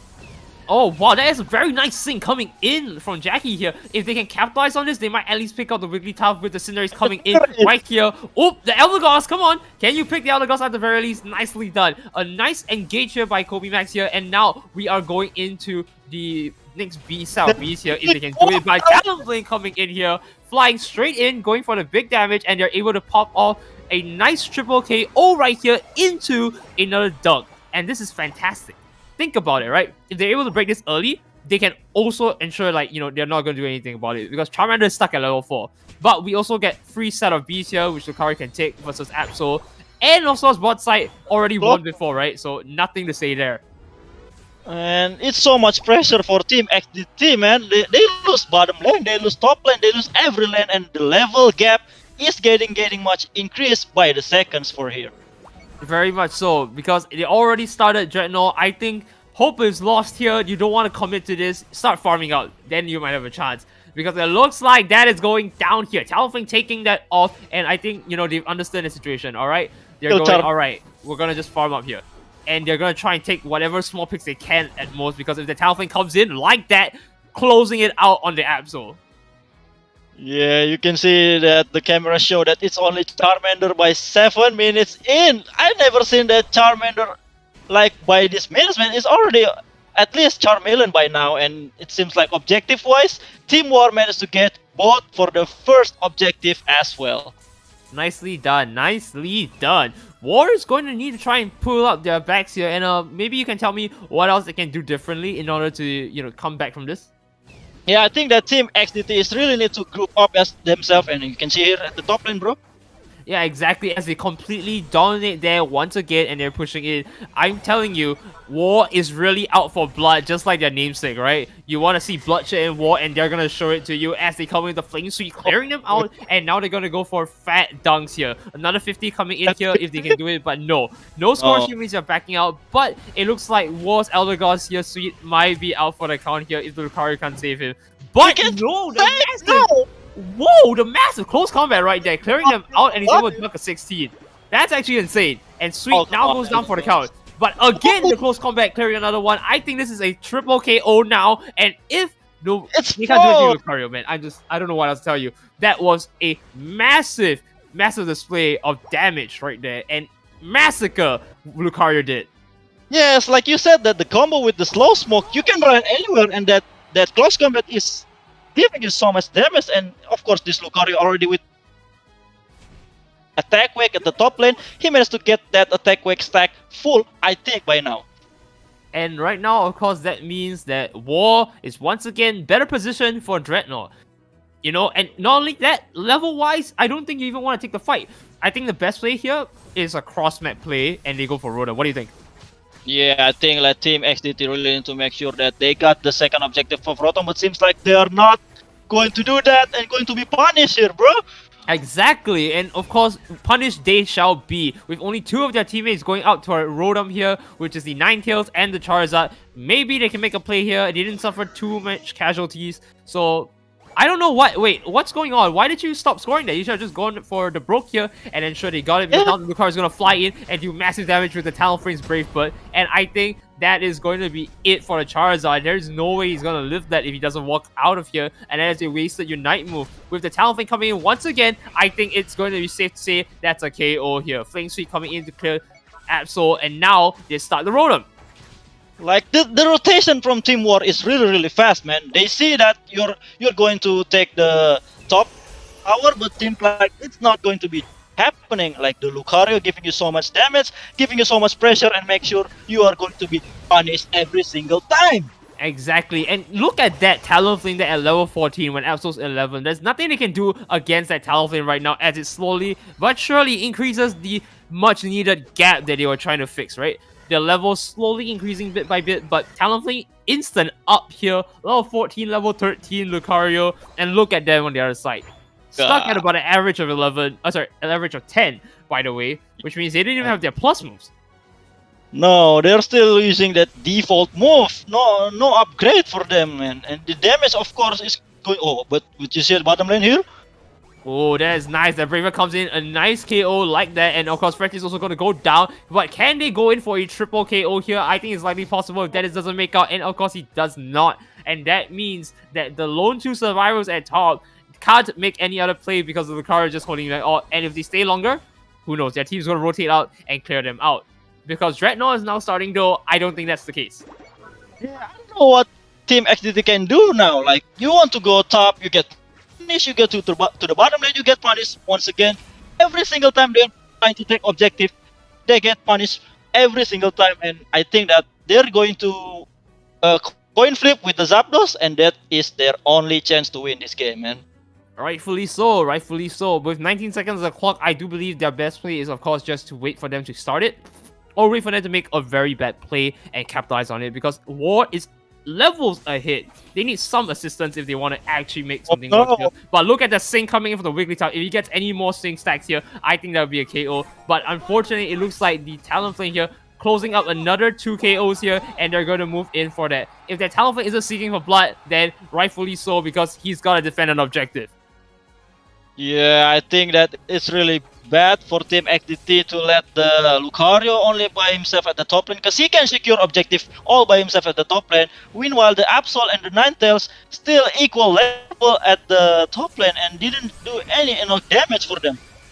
So right here, we already see the massive struggle that they had to pick up. I don't think we can make this any more clear here, as War completely annihilates them, and maybe going for a 5 KO here if, you know, the Absol goes down next, and here we go. That is the Zapdos going in now. I don't think there's a steal possibly coming along, because Charizard's a bit stuck there. They just need to wait it out, and that is going to, of course, mean that looks like Zapdos is theirs. But I could be wrong here. Let's see how it goes. No, unfortunately, no. You know what? I'm sorry. No. XDT tried their best there, and that is not going to be enough as they tried to run in for something, but look at that. Sweets just unfortunately a bit too late. Survive. Like, they can kill anyone. Oh, I mean, they can take down anyone, man. No hero from Team XDT can manage to punish Team War from doing anything they do. They can do anything they want from here, Team War.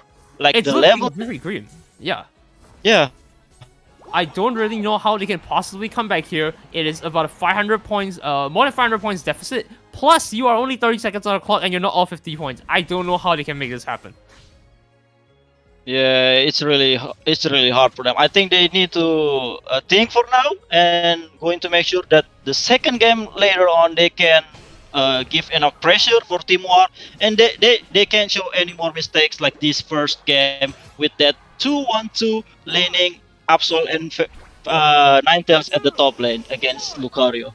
And maybe that is true, because you know what? Absol and Ninetales? Yeah, Absol's Ninetales. one issue is that he's unable to catch up or run away. So having a nice character to help you slow them down so you can chase and catch up and also run away is a pretty good combo. You know what? Something that, you know, all of you at home can try and consider in your team comps. Just saying. Yep, we can see that they're trying to do something. They want to make sure that Lucario cannot farm at the top lane. But no, it's Lucario, man. He can do whatever he wants.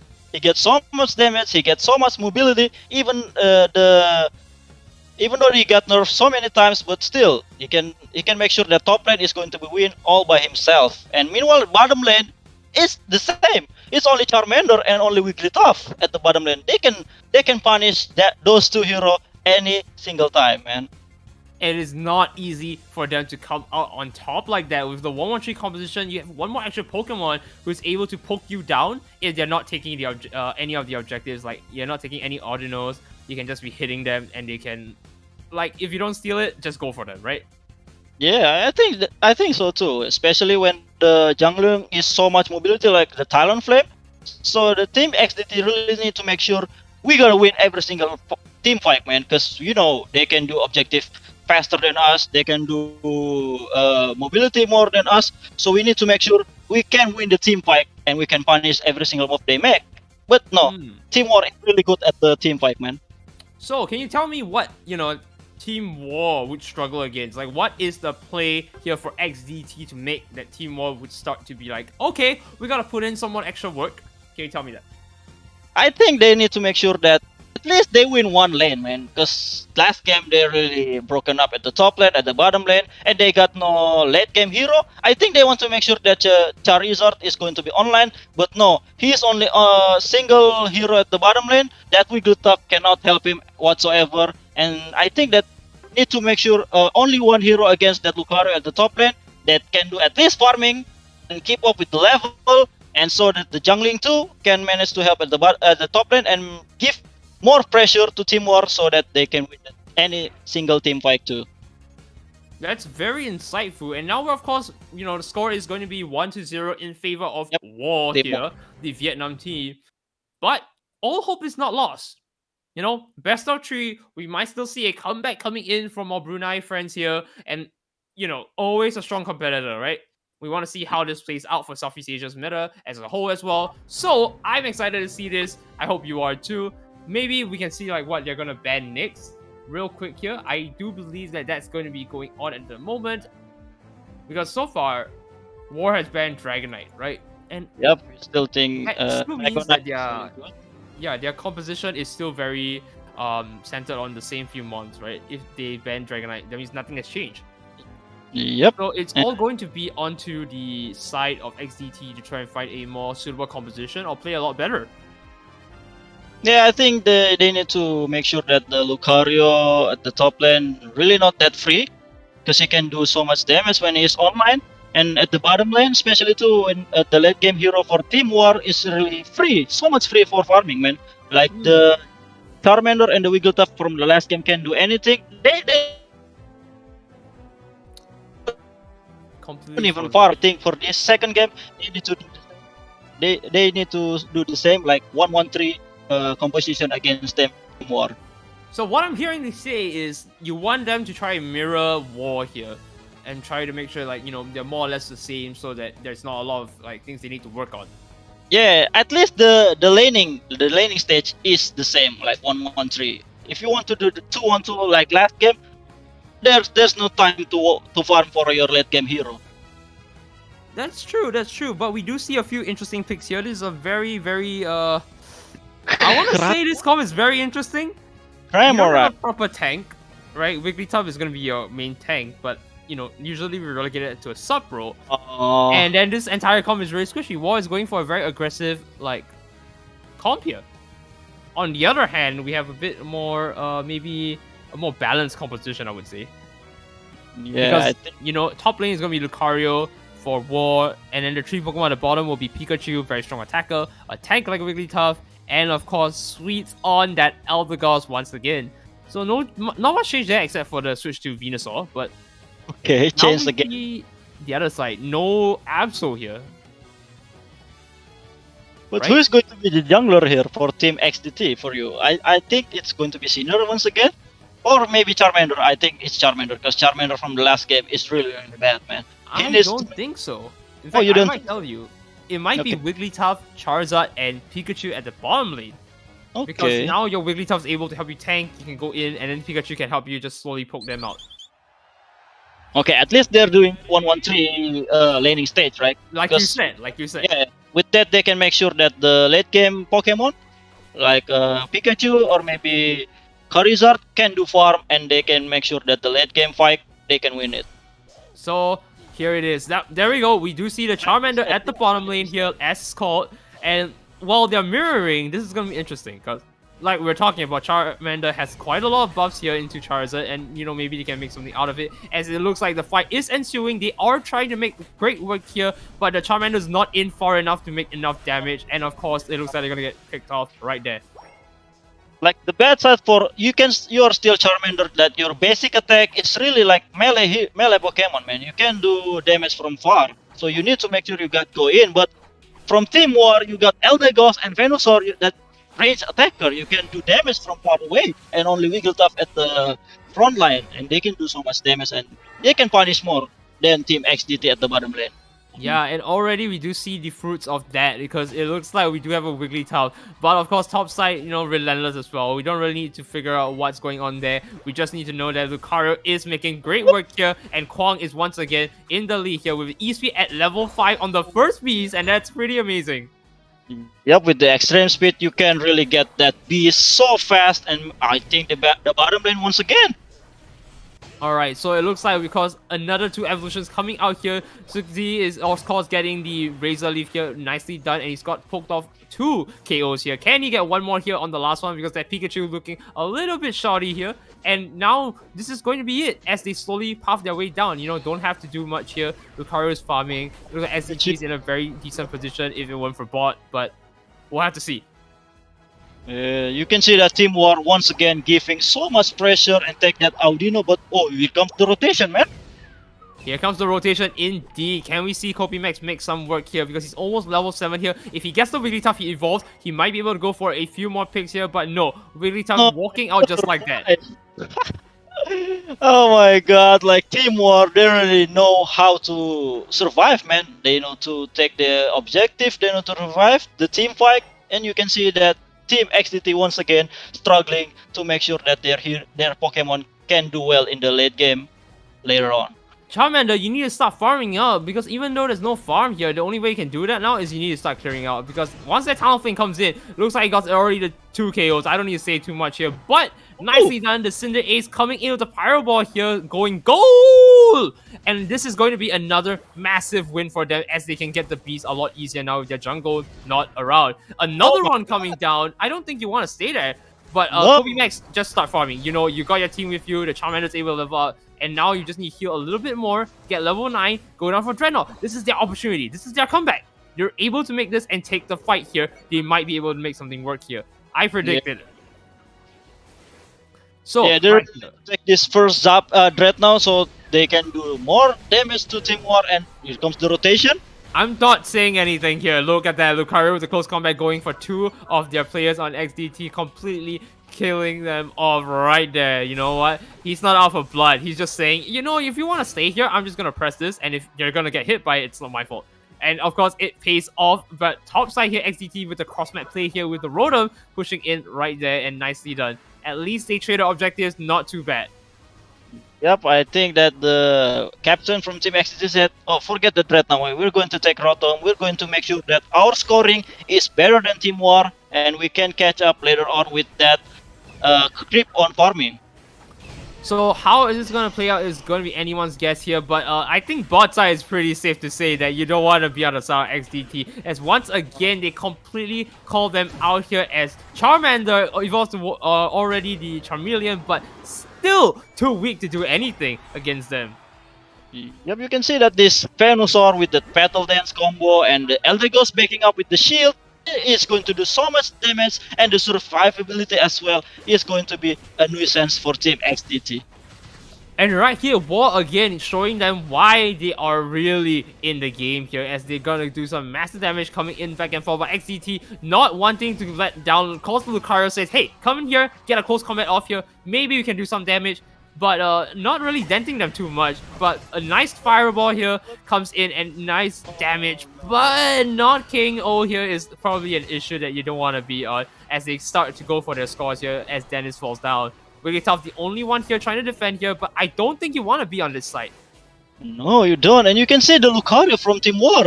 He's taking your jungle, man. You don't want that Lucario to be very free. He's going to take all the level he can get, and it is going to be a very huge threat at the later game on.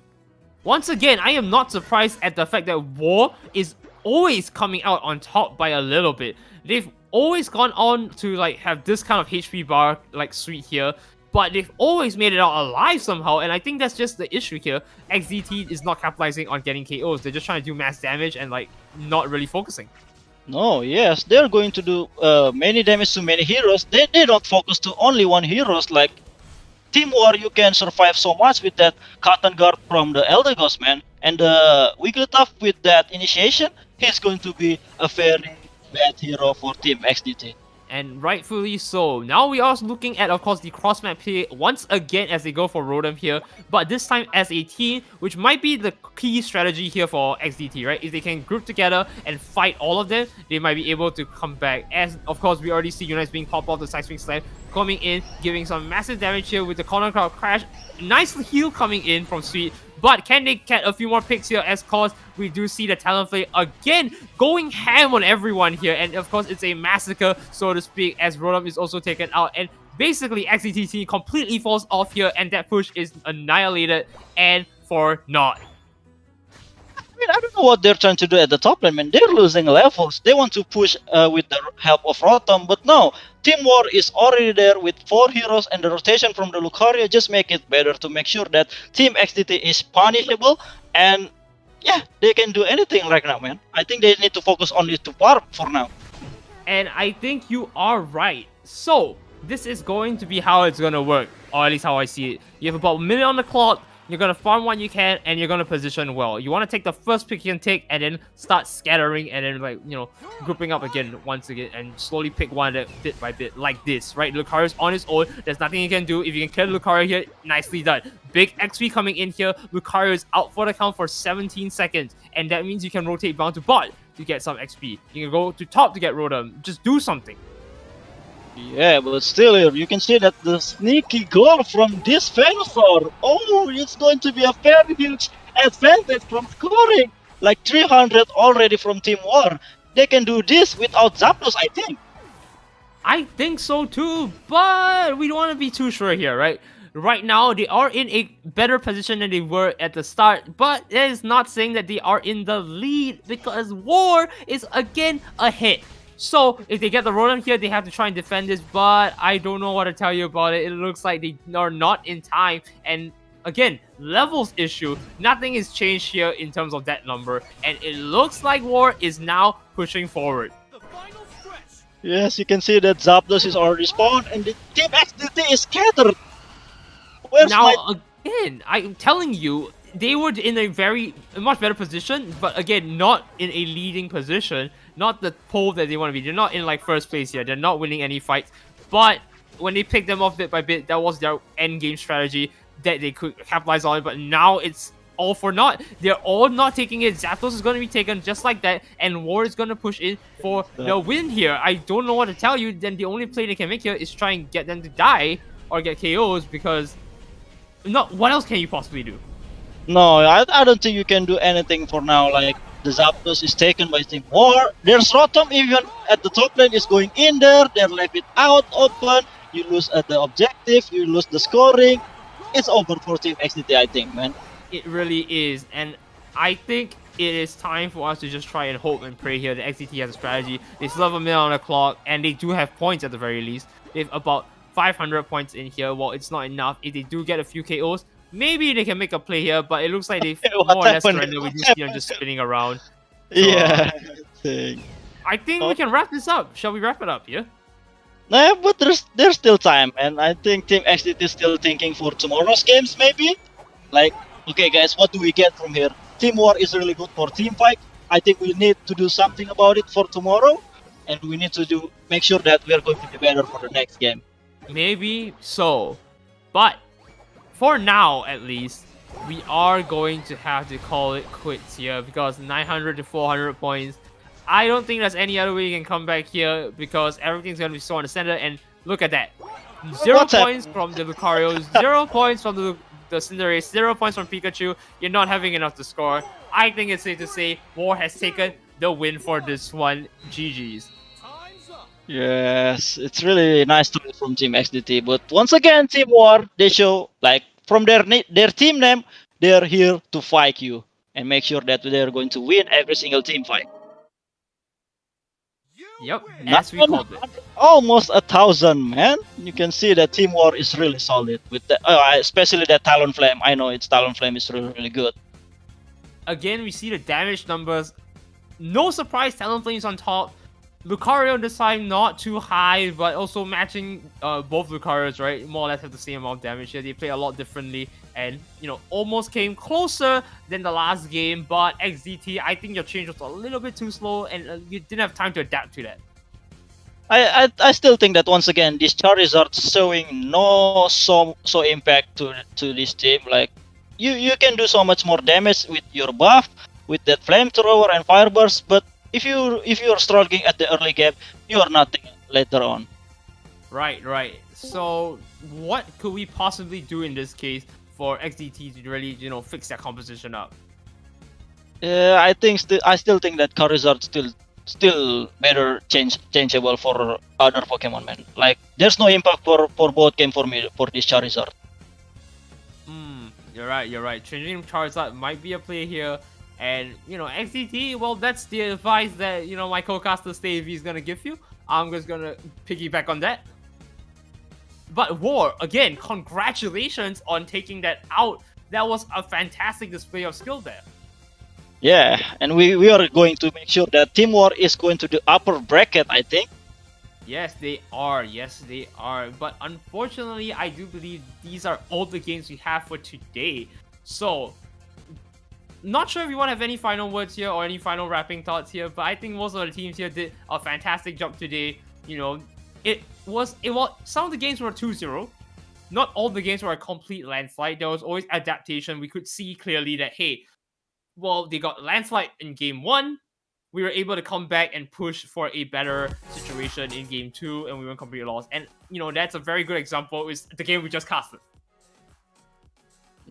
So, any final thoughts? And we are final talk is we are going to make sure tomorrow games is going to be better, and of course it's going to be very exciting for us casters and of course for you guys, the viewers. More importantly for me, we're not gonna start with a 30 minute long wait, hopefully. We got that out of the way already, so we don't need to see that tomorrow. Please don't.